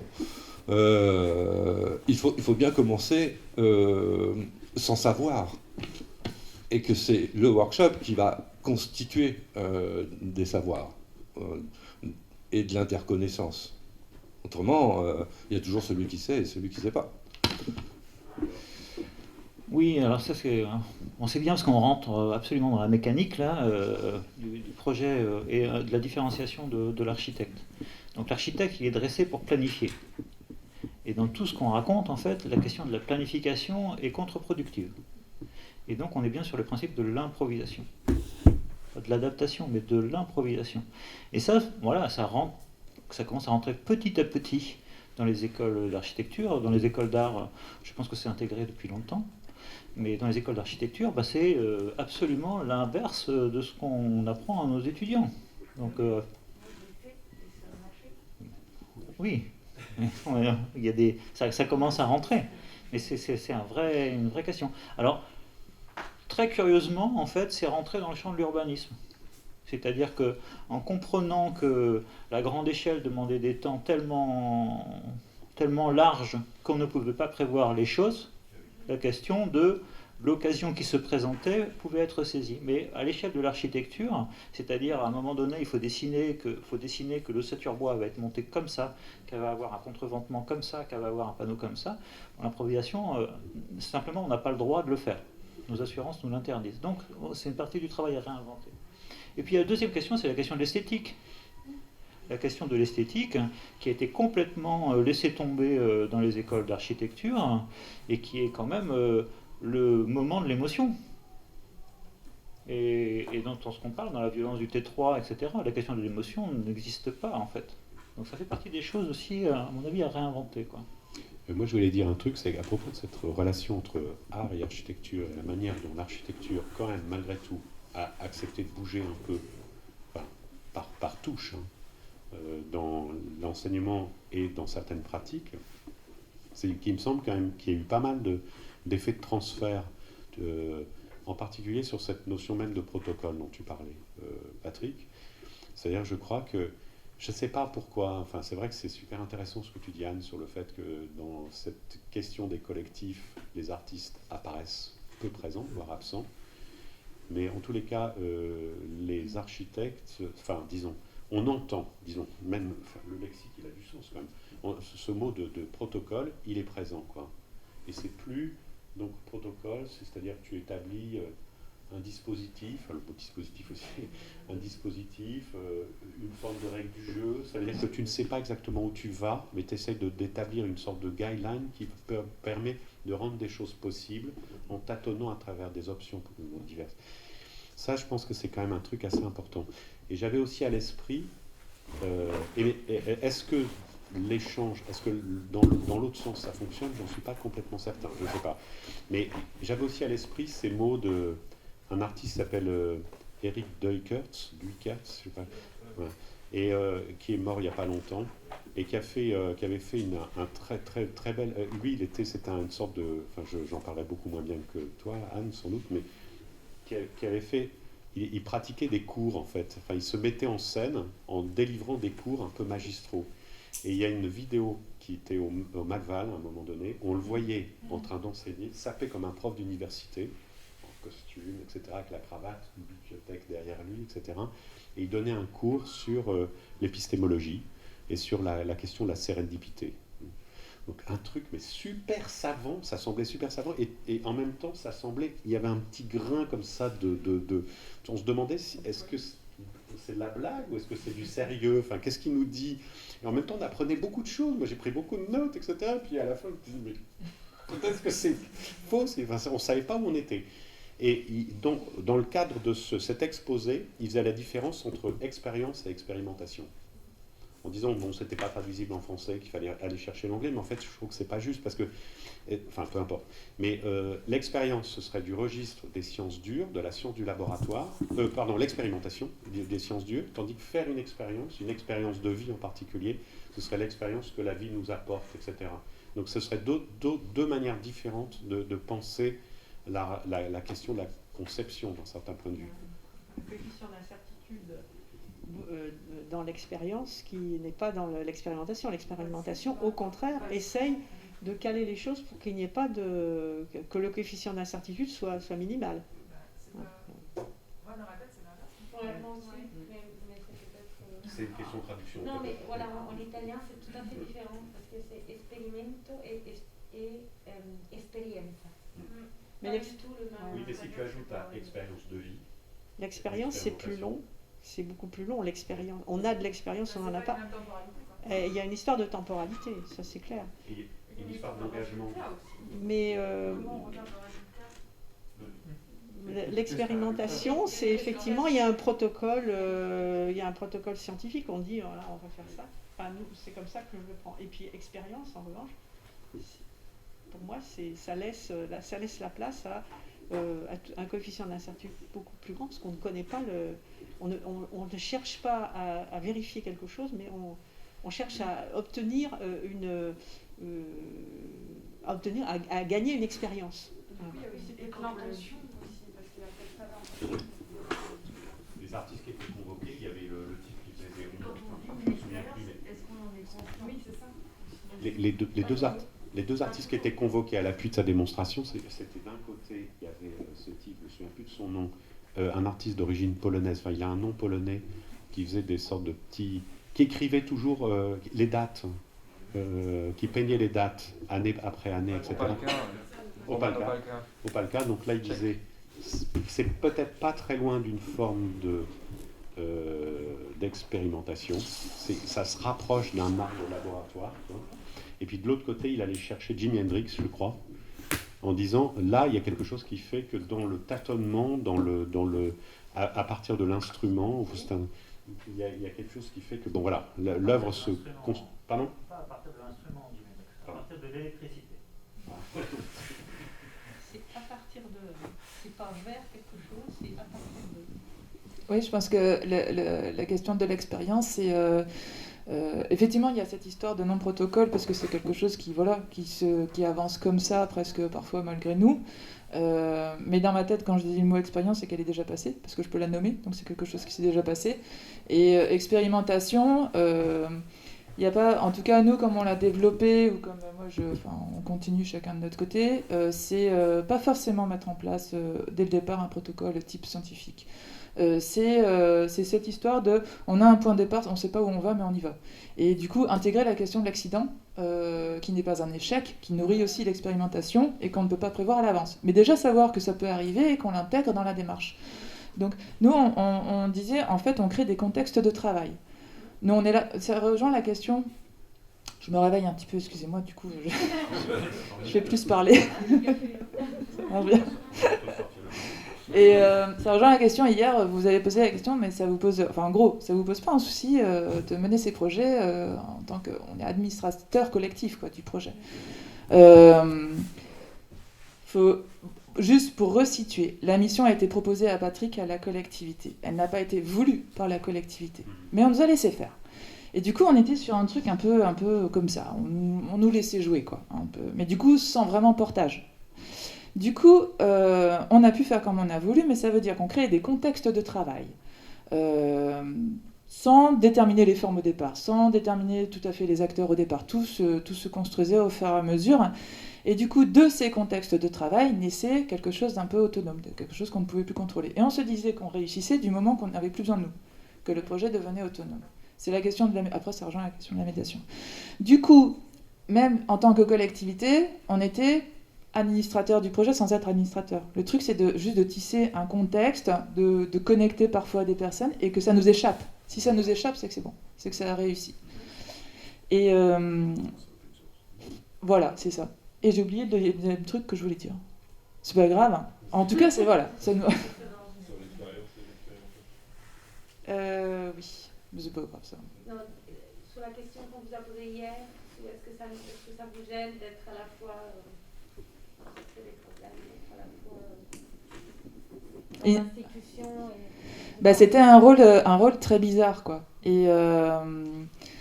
Et qui parfois nous donnait une latitude sur le terrain et un manque de moyens, et où du coup parfois on se retournait contre nos propres, parfois souvent, collègues, eux très représentants de la technocratie, collectivité, etc. Et du coup ça faisait un peu la mission électron libre un peu incontrôlable, mais sauf que c'était des fonctionnaires et qu'elle était quand même de la ville de Dunkerque, quoi. C'est comme disait Patrick, ça tu peux enchaîner, il est à la direction de la culture de la ville de Dunkerque et il travaille partout sauf à Dunkerque. Oui, mais il n'est pas fonctionnaire municipal. Si. Je suis en CDI de la fonction publique. Je sais pas ce que ça fait. Donc il y a des congrus de temps en temps, quoi, dans tout ça. Oui, forcément. Mais c'est l'intérêt de la position. Aller revendiquer... on revendiquait, et moi je revendique toujours le fait d'être salarié par une collectivité, avec les questions de bien public, quoi. Enfin, ça n'existait pas ailleurs, hein, ce truc d'une mission d'une collectivité qui allait sur ces terrains de l'expérimentation, justement. Parce que l'expérimentation, ce n'est pas dans les habitudes des collectivités du tout. La question, comme je disais tout à l'heure, de ne pas avoir de point d'arrivée, ça c'est quelque chose qui inquiète les élus. Nous, on ne voulait pas. Mais après, ça veut dire que ça a plein d'incidences. Comment signer un contrat avec des artistes intervenants ou des architectes ou des urbains intervenants en disant, on va, ville de Dunkerque, tu payes un intervenant sur une durée prolongeable, parce qu'on ne veut pas trop se donner de durée, il faut se donner le temps, sur un objet, on ne sait pas trop la forme, le jeu c'est de ne pas savoir, là c'est très compliqué. Et c'était super de travailler ça avec le service juridique. on a eu des grandes discussions philosophiques avec, qui est maintenant en plus c'est passé directeur des marchés publics. Alors, grandes discussions philosophiques sur qu'est-ce que c'est, parce que non, on ne voulait pas d'appel à candidature, on voulait inviter un tel pour sa démarche parce que justement on n'avait pas d'objet prédéfini. Donc on invite l'artiste avec son travail déjà antérieur, quoi, en gros. Et donc ça a plein d'incidences comptables, juridiques, techno, c'était très, très sport.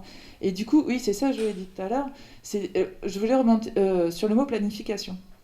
Je pense que c'est ça un peu, c'est le mot qui fait un petit peu la différence sur la question de pas d'artistes plasticiens dans les collectifs qui interviennent sur les sites et espaces publics, etc. Parce que effectivement la pratique d'artiste plasticien n'a pas du tout la même notion de cette histoire de planification, n'a pas la même méthode de travail, et du coup ça ne rassure pas du tout non plus les invitants, les commanditaires ou les pouvoirs publics. Alors que l'architecte, l'urbanisme, ça c'est quand même au cœur du métier, et ça rassure. Voilà. Et il y a encore un truc parce que si on invite un plasticien dans ce type de démarche, il peut aussi, c'est ça le truc retard, questionner cette histoire de planification. C'est ça qui est intéressant. Et donc remettre en question les choses. Bah oui, on cherchait plutôt des artistes comme ça en plus, enfin pas paisibles, quoi, hein. Des artistes qui vont réinterroger ces choses-là. Enfin, Je ne vous raconte pas la liste de noms qu'on avait hein, et qu'on n'a pas fait. On aurait aimé inviter ces artistes qui ont travaillé le rapport au pouvoir, par exemple, le rapport à l'autorité. Voilà, en travaillant une forme plastique qui dénonce l'autorité de celui qui l'a invité, par exemple. Donc, de travailler ces effets-là pour voir ce que ça produisait dans une collectivité. Donc en fait, voilà, on est... c'est pour ça que c'est un méta-projet. Oui, on a subi plein de censures. Hein. Je suis blacklisté un peu partout. Il ne faut pas rêver non plus. Il y a des conséquences. J'ai beaucoup de mal à travailler. Enfin, je ne peux pas travailler avec la ville de Dunkerque aujourd'hui. Enfin, avec les services, je veux dire. C'est très difficile. Mais par contre, on trouve tout... C'est bizarre, on trouve des alliés auxquels on ne s'attendait pas. Voilà. Il y a des gens, ça correspond. Parce que c'est des personnes plus que des fonctions. Et ça, il ne faut jamais l'oublier. Il y a des personnes. Un élu, c'est une personne. Il peut y avoir un élu qui, intuitivement, de manière un peu pas très raisonnable, accompagne ce type de démarche. Est-ce que dans une situation comme celle-là... Tu voulais parler ? Non, mais est-ce que c'est pas dans une situation comme celle-là, un peu comme le rôle de, entre guillemets, de la danseuse, comme on dit. C'est-à-dire, moi je pense... Oui, c'est ça. Enfin, il y a des moments, il y a des élus qui ont besoin de ça aussi, non ? À une certaine époque, du temps où Chaban-Delmas était maire de Bordeaux, bah, c'est lui qui a créé quand même l'Anthropolonais, le CAPC et compagnie. Alors que franchement, c'était pas du tout son monde. Mais bon, ça faisait... Je ne sais pas si vous connaissez Stuart Brand. Personne chez les archives. Stuart Brand. Donc c'est dans les années 60-70 un grand expérimentateur, architecte, qui a mis en place, c'était un peu la période des hippies aussi, hein, donc qui a mis en place, enfin post-68, en plein 68 en fait, qui a mis en place des expérimentations aux États-Unis et un catalogue qui s'appelait le catalogue du monde. Vous connaissez, j'imagine, enfin côté peut-être justement côté culture artistique, c'est peut-être plus, mais c'est super intéressant ce qu'ils ont fait. Il a écrit beaucoup, il a été repris par aussi une mouvance de l'architecture effectivement qui se positionne sur les questions de pouvoir et tout. Et à un moment donné, il écrit qu'en fait, il parle de outlaw areas, donc des aires hors la loi, comme les espaces d'expérimentation, et il dit en fait on en a besoin. Donc allez-y, il faut faire un catalogue aussi de tous ces aires qui sont hors la loi et qui sont des lieux d'expérimentation. Et il dit en fait le pouvoir public est absolument réticent, bien sûr, à accepter ces expérimentations. Et il dit, j'ai traduit, hein, donc je ne sais pas si... je vais peut-être le dire en anglais. Ah ben non, elle n'est plus là. Pour des bonnes raisons, en fait, le pouvoir n'accepte pas ces genres de choses parce que les personnes, en essayant, se font mal. En testant les choses, en expérimentant, elles se font mal. They get hurt. Et puis, il dit, mais si tu veux avoir cet espace d'expérimentation, si tu es curieux de ces espaces où on expérimente, de ces outlaw territories, et ben en fait, soit tu travailles pour la ville, soit tu es hors la loi. Et donc, il fait le portrait de toutes ces figures qui étaient l'un et l'autre à la fois, en disant, en fait, les expérimentateurs, on les trouve soit au cœur du système, c'est-à-dire qu'ils travaillent pour... il parle vraiment de City Hall, hein, donc c'est vraiment la question de la municipalité, peut-être bien parce que c'est une échelle intermédiaire vis-à-vis de l'État. Soit ils travaillent directement pour la ville, soit ils sont définitivement hors la loi. Et il décline toute cette position intermédiaire des expérimentations. C'était des gens qui vivaient dans des cabanes. Vous regardez les photos d'archives, c'est la ZAD de l'époque. Hein. Donc il y a vraiment des échos sur cette idée quelle est la place de l'expérimentation.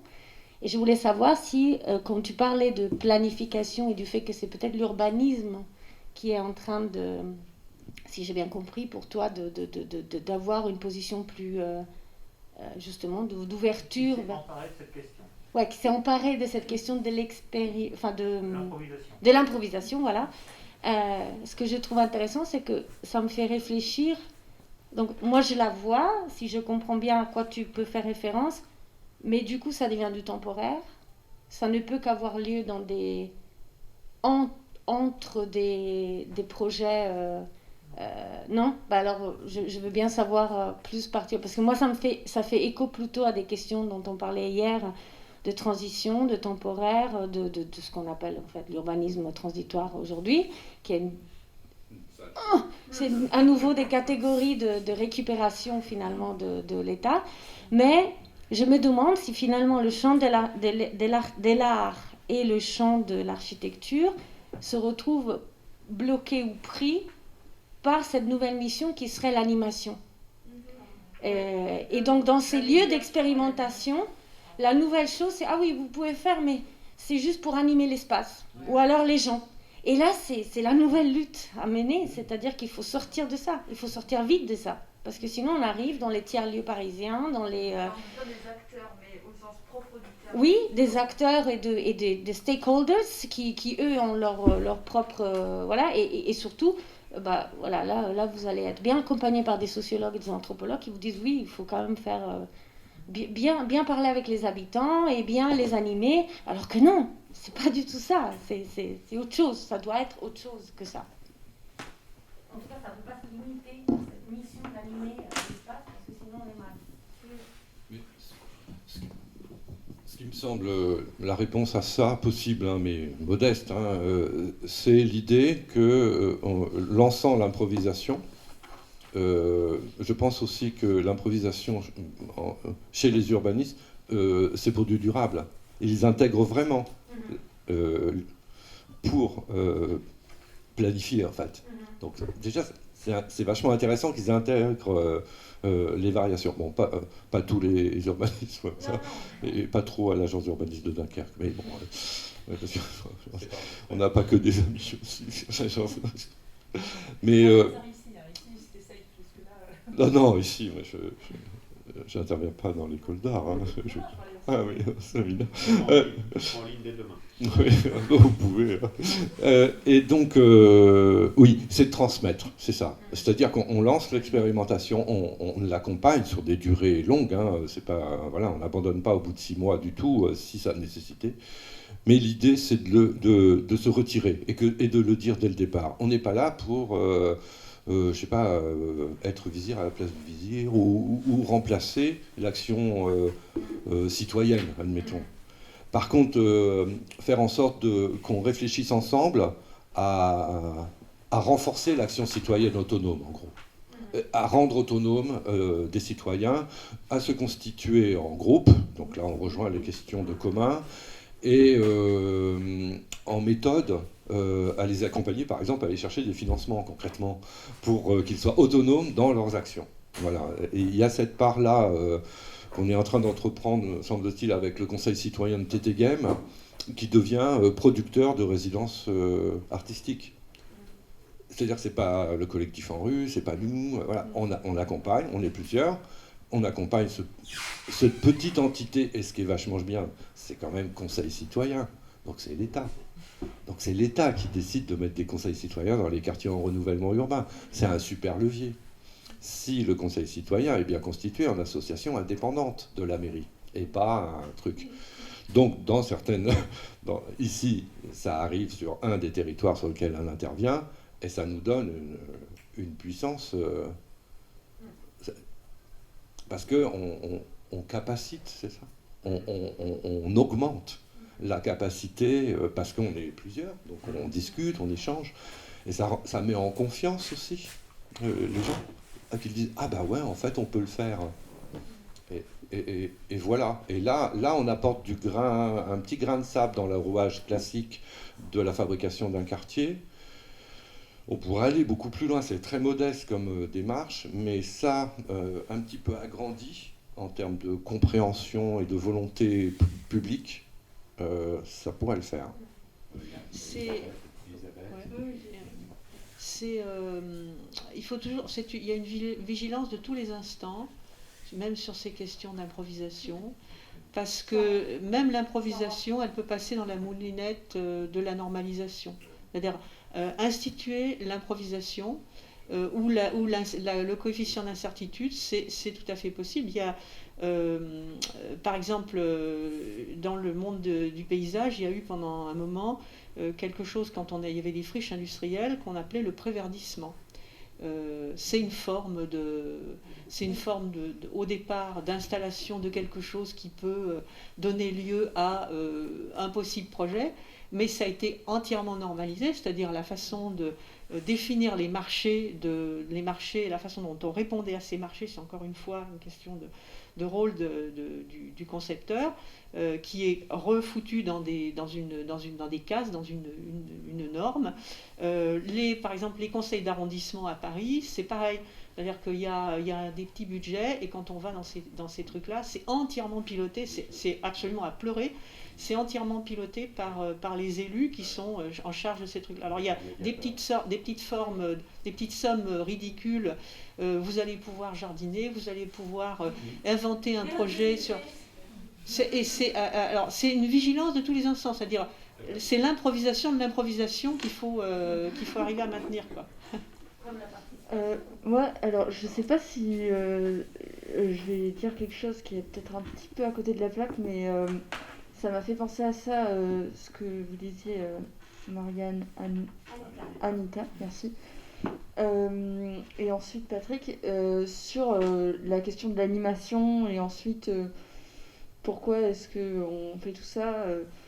Il y a aussi, il me semble, l'idée que, en fait, enfin, c'est aussi ce que je disais tout à l'heure avec le truc des Beaux-Arts, que ça n'a pas pu se passer parce qu'on n'avait pas le droit de faire la fête. C'était la question de, en fait, pourquoi on veut animer les gens? Parce qu'on estime qu'ils ne sont pas animés. Et pourquoi est-ce qu'ils ne sont pas animés? Parce qu'en fait, on interdit ou on rend illégal ce qu'ils sont déjà en train de faire pour être heureux, ou en tout cas s'amuser, ou en tout cas avoir des sortes d'espaces de commun. Le commun, c'est aussi la fête, et c'est aussi la gratuité de la fête, le public de la fête, enfin le fait que ce soit public, pardon. Et ça, j'ai la sensation, en tout cas, dans, on va dire, la sédimentation familiale. Moi, je viens de Toulouse, et mes parents, ils ont vécu cette ville dans leur jeunesse, et il y avait une très grande animation populaire de la ville, avec Royal Deluxe notamment, les Fabulous Troubadours, enfin, des groupes de musique, des groupes de spectacles, de rue. Et ça, c'est des choses qui ont disparu vraiment complètement. Et nous, notre génération, on n'a pas vu ça, on n'a pas vécu la fête, on la vit de manière privée ou de manière payante, ou de manière, comment dire, parc d'attractions. Enfin, c'est ce que c'est devenu à Nantes, hein, Royal Deluxe, qui a été viré par le maire de droite de Toulouse, mais qui du coup est allé trouver, on va dire, un local à Nantes, mais qui est devenu en fait un parc d'attractions, qui n'est pas devenu, enfin au départ non, mais maintenant c'est comme ça. Et maintenant on ne peut plus avoir ces espèces de mouvements de vie, et encore moins avec le Covid en plus. Et ces mouvements de vie, alors après, nous, en tant que spécialistes de l'espace et tout ça, on est censé venir dire aux gens, non mais en fait c'est comme ça qu'on s'anime, c'est en faisant du jardinage ou en faisant des choses de telle ou telle façon, alors que les gens ils savent faire ça tout seuls. C'est juste qu'on déjà, soit c'est rendu illégal parce que on estime que c'est du trafic, alors qu'on ne leur donne pas la possibilité de faire autre chose pour gagner de l'argent. Et ensuite, non, il y a des choses qui sont récréatives, et aujourd'hui on est dans une société qui condamne le récréatif aussi, alors que c'est une forme de commun qu'on a tous au fond de nous et qu'on ne peut pas partager, qui est complètement, qui pour le coup est au-delà de la communauté, vraiment. Et c'est ce que tu racontais aussi quand tu disais, il y avait le petit dans le camp, c'était organisé, une mini-ville avec des échoppes et des choses comme ça, et c'est ça qui nous fait adhérer. Le seul endroit où on peut le retrouver aujourd'hui, c'est les places de marché. cette sensation un peu de vie de groupe où on croise toutes sortes de personnes et des langages, etc. Mais sinon, je trouve que voilà. Enfin, c'était pour. Oui, le carnaval, mais il n'y a pas du carnaval partout. Vous avez de la chance. Mais... Ah, pardon. Oui, pardon, c'est peut-être un autre sujet. C'est plutôt lié avec ce que vous avez discuté autour du sujet de improvisation. Et je tiens beaucoup sur ce thème parce que dans l'architecture, comme vous disiez, c'est vraiment du planning au début. Et puis, à la fin, est-ce qu'il y a vraiment un espace pour l'improvisation ou qu'est-ce que l'improvisation? Est-ce qu'il y a des éléments déjà fournis et on laisse faire des nombrables possibilités? Ou alors c'est vraiment improvisation où il n'y a pas de règles, pas de... des choses infinies. Donc je me questionne d'abord sur ça et j'aimerais bien vous poser sur cette question-là. Et ensuite, hier, sur le projet de Super Support, il me paraît qu'en fait, il parle du support de manière comme programmation. Et je me demande aussi, est-ce que c'est aussi peut-être comment dire, une manière de limiter le choix pour improvisation, parce qu'on peut imaginer qu'on, oui, on crée un type d'espace, alors ce type de programme, on peut ouvrir la porte, ouvrir le mur pour créer un espace, peut-être ça devient une autre possibilité, mais d'abord là-bas, on limite déjà le type d'espace, c'est déjà une sorte de planning. Et est-ce que c'est une improvisation qu'on parle dans l'architecture? Et aussi, est-ce qu'à travers des structures, on peut vraiment créer une architecture improvisée? Et aussi, comment éviter à tomber sur seulement des modules? On duplique des modules juste pour dire improvisation. Ouais, c'est plutôt mes questions. Alors, sur cette question de planification, improvisation, voilà, moi pour mes étudiants, j'ai une référence qui est celle de Su Fujimoto, qui fait la différence entre le nid et la grotte. Donc le nid, c'est quelque chose qui est construit par quelqu'un qui a un dessin, qui a un objectif, et donc qui va fabriquer quelque chose qui est adapté à sa propre manière de faire. Alors, le nid est temporaire pour les oiseaux, etc. Mais on pourrait associer ça finalement à la question du projet. Alors que la grotte, c'est un préexistant, et que finalement notre corps est obligé de s'adapter à ce qui est là. Donc voilà, il réfléchit sur ces deux modèles. Donc un projet vraiment qui est fait pour ce qu'il doit faire. Donc si c'est le corps, c'est le corps. Et la grotte sur quelque chose où quelque chose potentiellement est possible ou pas. Et donc il y a deux manières de regarder l'architecture là-dessus. J'ai une question par rapport à ça, juste pour poursuivre. Est-ce que Fujimoto, excuse-moi, c'est juste parce que c'est vraiment sur le même. Est-ce que, ou toi, tu penses que l'architecture a plutôt penché. Comment l'architecture se positionne aujourd'hui? Comment elle s'est positionnée? Comment elle oscille entre ces deux modèles en fait? Alors, donc tu as une hypothèse. Voilà. Donc moi je suis enseignant et pédagogue. Donc mon travail est de mettre ça dans l'esprit des étudiants pour qu'ils puissent se positionner là-dessus. Mais t'as pas de non, mais c'est très difficile, parce que le nid, c'est vachement normalisé. Moi, je voudrais dire que quand on s'est rencontrés il y a 2 ans à NED, là, ce que je disais l'autre jour à Romain, du reste, c'est donc à NED, sur le plateau de Millevaches, on est allé à la rencontre de la forêt, en fait, la question de la forêt et des modèles économiques qui régissent le monde de la forêt. Et donc, derrière ça, on pourrait dire l'agriculture. Entre sylviculture et agriculture, c'est des questions assez analogues. Et on a bien réalisé, en invitant le réalisateur qui a fait le film, on peut vraiment vous recommander Le Temps des forêts, remarquable.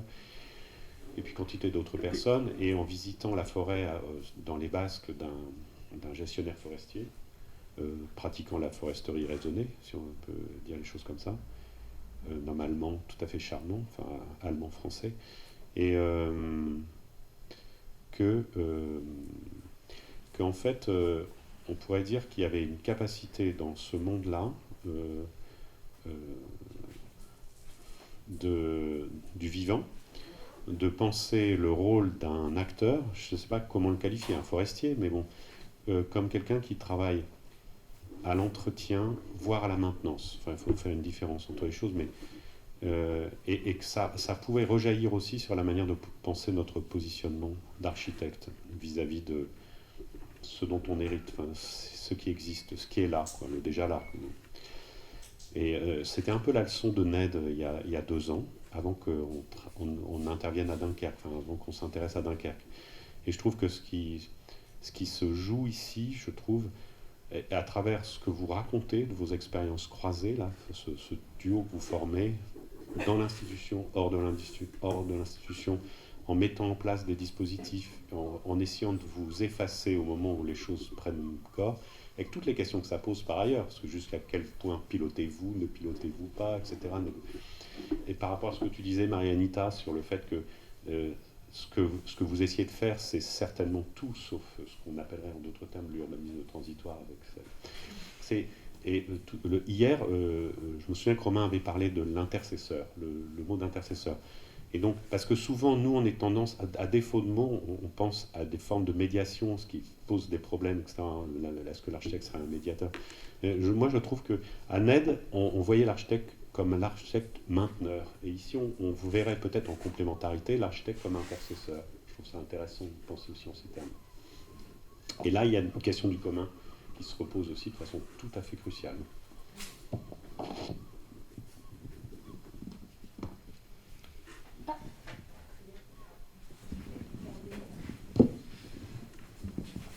Je ne sais pas si c'est très intéressant ce que je veux dire, mais... Mathias.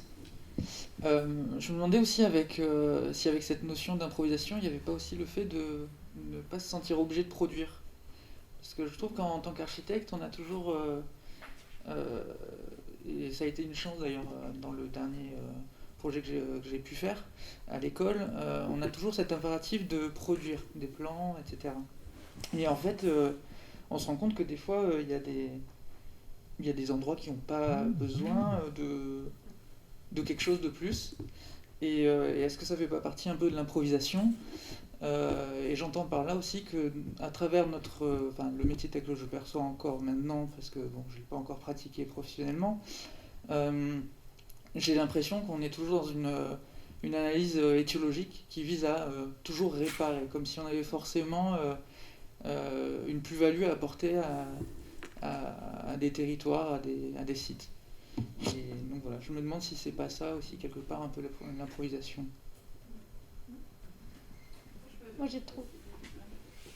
je trouve intéressant ce terme d'improvisation du moment où ça me semble, puisqu'on était aussi dans la question de sortir des dualismes et sortir de dualité, comme vous en avez aussi discuté dans votre séminaire et nous par ailleurs, puisqu'elle me semble une piste, mais je ne suis pas tout à fait sûre, de sortir d'un autre dualisme qui nous hante constamment, qui est celui du formel et de l'informel. Et sauf que j'ai l'impression qu'encore une fois, c'est encore cette espèce de modernité qui nous obsède et qui nous dépasse, parce que ce qui nous gêne dans informel et formel, pour moi en tout cas, c'est cette idée effectivement d'intention qui serait moindre dans l'informel, ou des moyens qui seraient de l'absence de compétences, quoi. Et alors dans l'improvisation, j'ai un tout petit peu peur qu'il y ait une sorte aussi de description par défaut. Vous voyez ce que je veux dire ?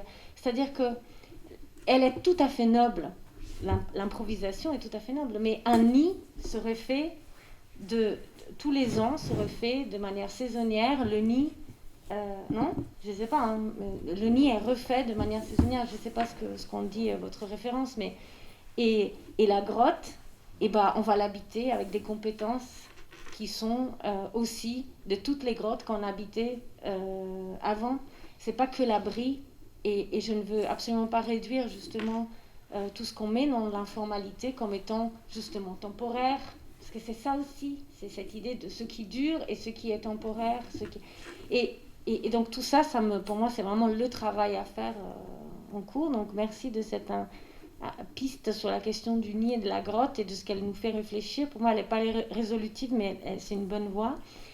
Et je pense que votre intervention, elle nous remet sur une autre piste qui, je sais être aussi quelque chose qui tient à cœur à Marie, qui est la question que finalement, l'action de l'architecte est quand même définie par la question de la maîtrise. Et donc maître d'œuvre, maître d'ouvrage, enfin, tout ce qui est autour de cette histoire-là du bâti, du construit ou du déconstruction aussi, parce qu'effectivement on peut aussi raisonner par on enlève des choses ou alors on touche à rien, et c'est un acte architectural bien sûr, on peut le défendre comme tel, mais il y a, en fait, je trouve que c'est peut-être ce terme-là qui doit changer, celui de maîtrise, et que du coup, oui, mais on y est même légalement, vous y êtes même légalement engagé, voilà. Et je reviens pour conclure sur Gilles Clément qui je me rappelle, on s'est baladé ensemble en Mongolie. Il est venu voir notre terrain sur les grands ensembles et les barres d'immeubles en Mongolie et la relation aussi à la yourte. Donc là, vous voyez, mobilité, nomadisme et puis l'ancrage obligé à la période socialiste qui a produit tout ce qu'il a produit via la modernité.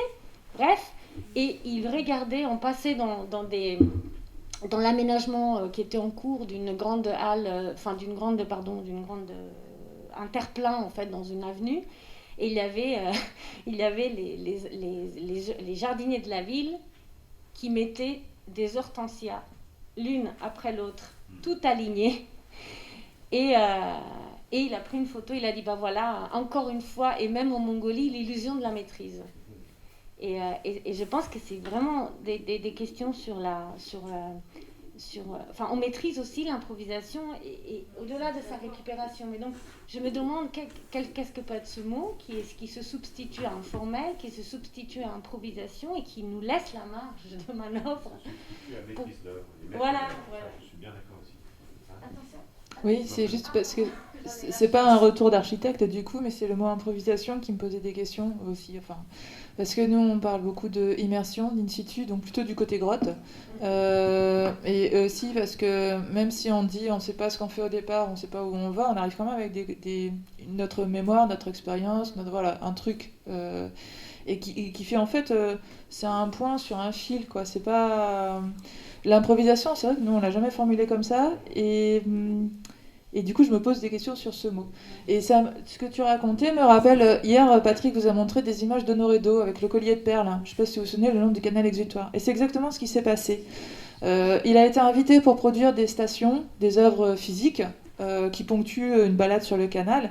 Il a proposé au départ de construire un passage, c'est très beau, un passage piéton à fleur d'eau. Comme c'est un canal qui a un très grand marnage, le pont, enfin, on s'était penché sur le truc. Le passage piéton devait s'élever avec l'eau, se baisser, enfin comment faire des vérins sur des talus en terre, enfin c'est un truc intéressant. Au final, ce collier de perles de sculpture est devenu rien. C'était devenu un protocole de comment je me comporte face au paysage. Je vous donne des stations qui ne sont signalées par rien, mais je vous dis par exemple, là si vous vous mettez là, il y a un trou. Asseyez-vous dedans et regardez ce qui se passe. Si vous vous mettez là, il y a toujours des mouettes. Si vous tirez un fil dans votre tête entre chaque mouette, ça fait des mots. Là, voilà. Et que des choses comme ça, des sortes de... initier des comportements pour regarder le paysage.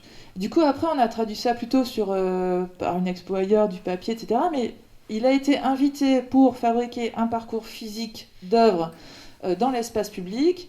Et en fait, c'est un parcours mental. Et ça a très très bien fonctionné parce que après, on conduisait des balades avec les personnes, avec les gens, avec les habitants, avec les voisins, etc. pour faire ce parcours, et il y a une appropriation maximale de ce parcours. Parce que ce n'était pas fixé par des formes rigides ou figées, ou qu'après il fallait entretenir dans d'autres questions. C'était des gestes, et les gens tout de suite se réappropriaient les choses, et ça faisait du lien, et on se marrait, enfin bon, voilà. Et ça peut exister aussi, et pourquoi pas, et c'est bien. Voilà. Juste une remarque sur l'improvisation, ça se travaille énormément. C'est du boulot, hein, parce que par ailleurs, j'ai pas arrêté de faire de la musique avec les synthés. Je fais tout live avec des machines, avec plein de trucs, quoi. C'est de plus en plus noise, bruitiste, je sais pas quoi, une sorte de chaos sonore. Je cherche le chaos sonore, mais c'est difficile de trouver le chaos qui sonne bien. Et donc c'est du boulot, quoi, l'improvisation. Oui. Alors, ouais. Alors sur deux choses, donc cette idée de faire œuvre ou de ne pas faire œuvre, ça renvoie à la question de l'esthétique, encore une fois, et comment dans l'histoire de la philosophie de l'esthétique, l'esthétique est passée de l'objet au sujet. Donc là où on en est de nos réflexions, là en 2021, on n'a pas un objet esthétique, on a une émotion esthétique. Donc ça passe bien du côté du regardeur, quoi. Et que voilà, les philosophes de l'esthétique nous ont bien dit que regarder, en fait, ça n'allait pas de soi. C'était bien un travail. Donc ça rejoint ce que vous dites sur la question, effectivement, de improviser, c'est un travail. C'est un travail parce que c'est une forme qui se forme. Et c'est ça qui est vraiment intéressant. Et c'est pour ça que j'ai renvoyé ça à la question de l'urbanisme. C'est que la forme n'est pas... C'est des tellement grandes échelles que la forme se forme en train de se faire. Et qu'il y a cette acceptation de la non-connaissance de la finalité, encore une fois. Donc c'est ça qui est intéressant. La question du travail, la question de l'esthétique qui est du côté du sujet et pas de l'objet. Et voilà. Oui, je pense. L'urbanisme, est-ce que tu as des exemples là où tu vois que ça vient juste parce que vraiment c'est quelque chose qui m'intéresse Non, moi je suis d'accord avec vous, l'urbanisme transitoire, c'est la maille du néolibéralisme. Ouais. On est bien d'accord. Mais enfin, alors nous, on a cet exemple à Nantes, de l'île de Nantes, fait par un paysagiste, et donc qui est conscient que on ne va pas planter un arbre de 50 ans, donc il va falloir faire venir les choses. Et que en fait, les projets se sont faits sur 30 ans avec des occasions. C'est-à-dire que ça poussait bien à ce moment-là, on l'a laissé pousser. Mais ça, on a essayé, ça poussait pas, on a changé notre fusil d'épaule, quoi. Je pense qu'il faut faire attention là maintenant un tout petit peu au temps qui coule, parce que je ne sais pas quelles sont vos contraintes, mais nous on en a de notre côté. Donc pour ceux qui veulent rester le temps continuons, quoi. Mais il faut ranger aussi un peu de bazar qu'on a fait. Je voulais juste montrer ça. Ça c'était des fragments à l'intention du bingo, quelque part. C'est-à-dire que quand les étudiants bingo nous ont demandé de ramener des preuves de nos passages, on a démoli les bâtiments au pic et à la pioche. Et mieux que ça, parce que ça suffirait pas à tester de la preuve, c'est que vous verrez le doigt pointé sur l'objet en cours de dépose qui atteste du fait que l'action a été produite sur place. Parce que la photo est une preuve, c'est ça ? Pardon ? Parce que la photo est une preuve. Bon, après, évidemment... Non, mais tu as complètement raison. Et d'ailleurs, ceci aurait pu être pris ailleurs aussi. Je l'avais déjà dans la poche en anglais. Et bon, je sais pas, je pense que on va tous le faire. Enfin, j'amorce les remerciements immenses à l'adresse de Anne Rivollet et de l'ESA, site de Dunkerque. Et peut-être de la ville de Dunkerque aussi derrière vous. Et à Patrick Bellec aussi, bien sûr. Sans la ville. Merci à la ville malgré votre accueil.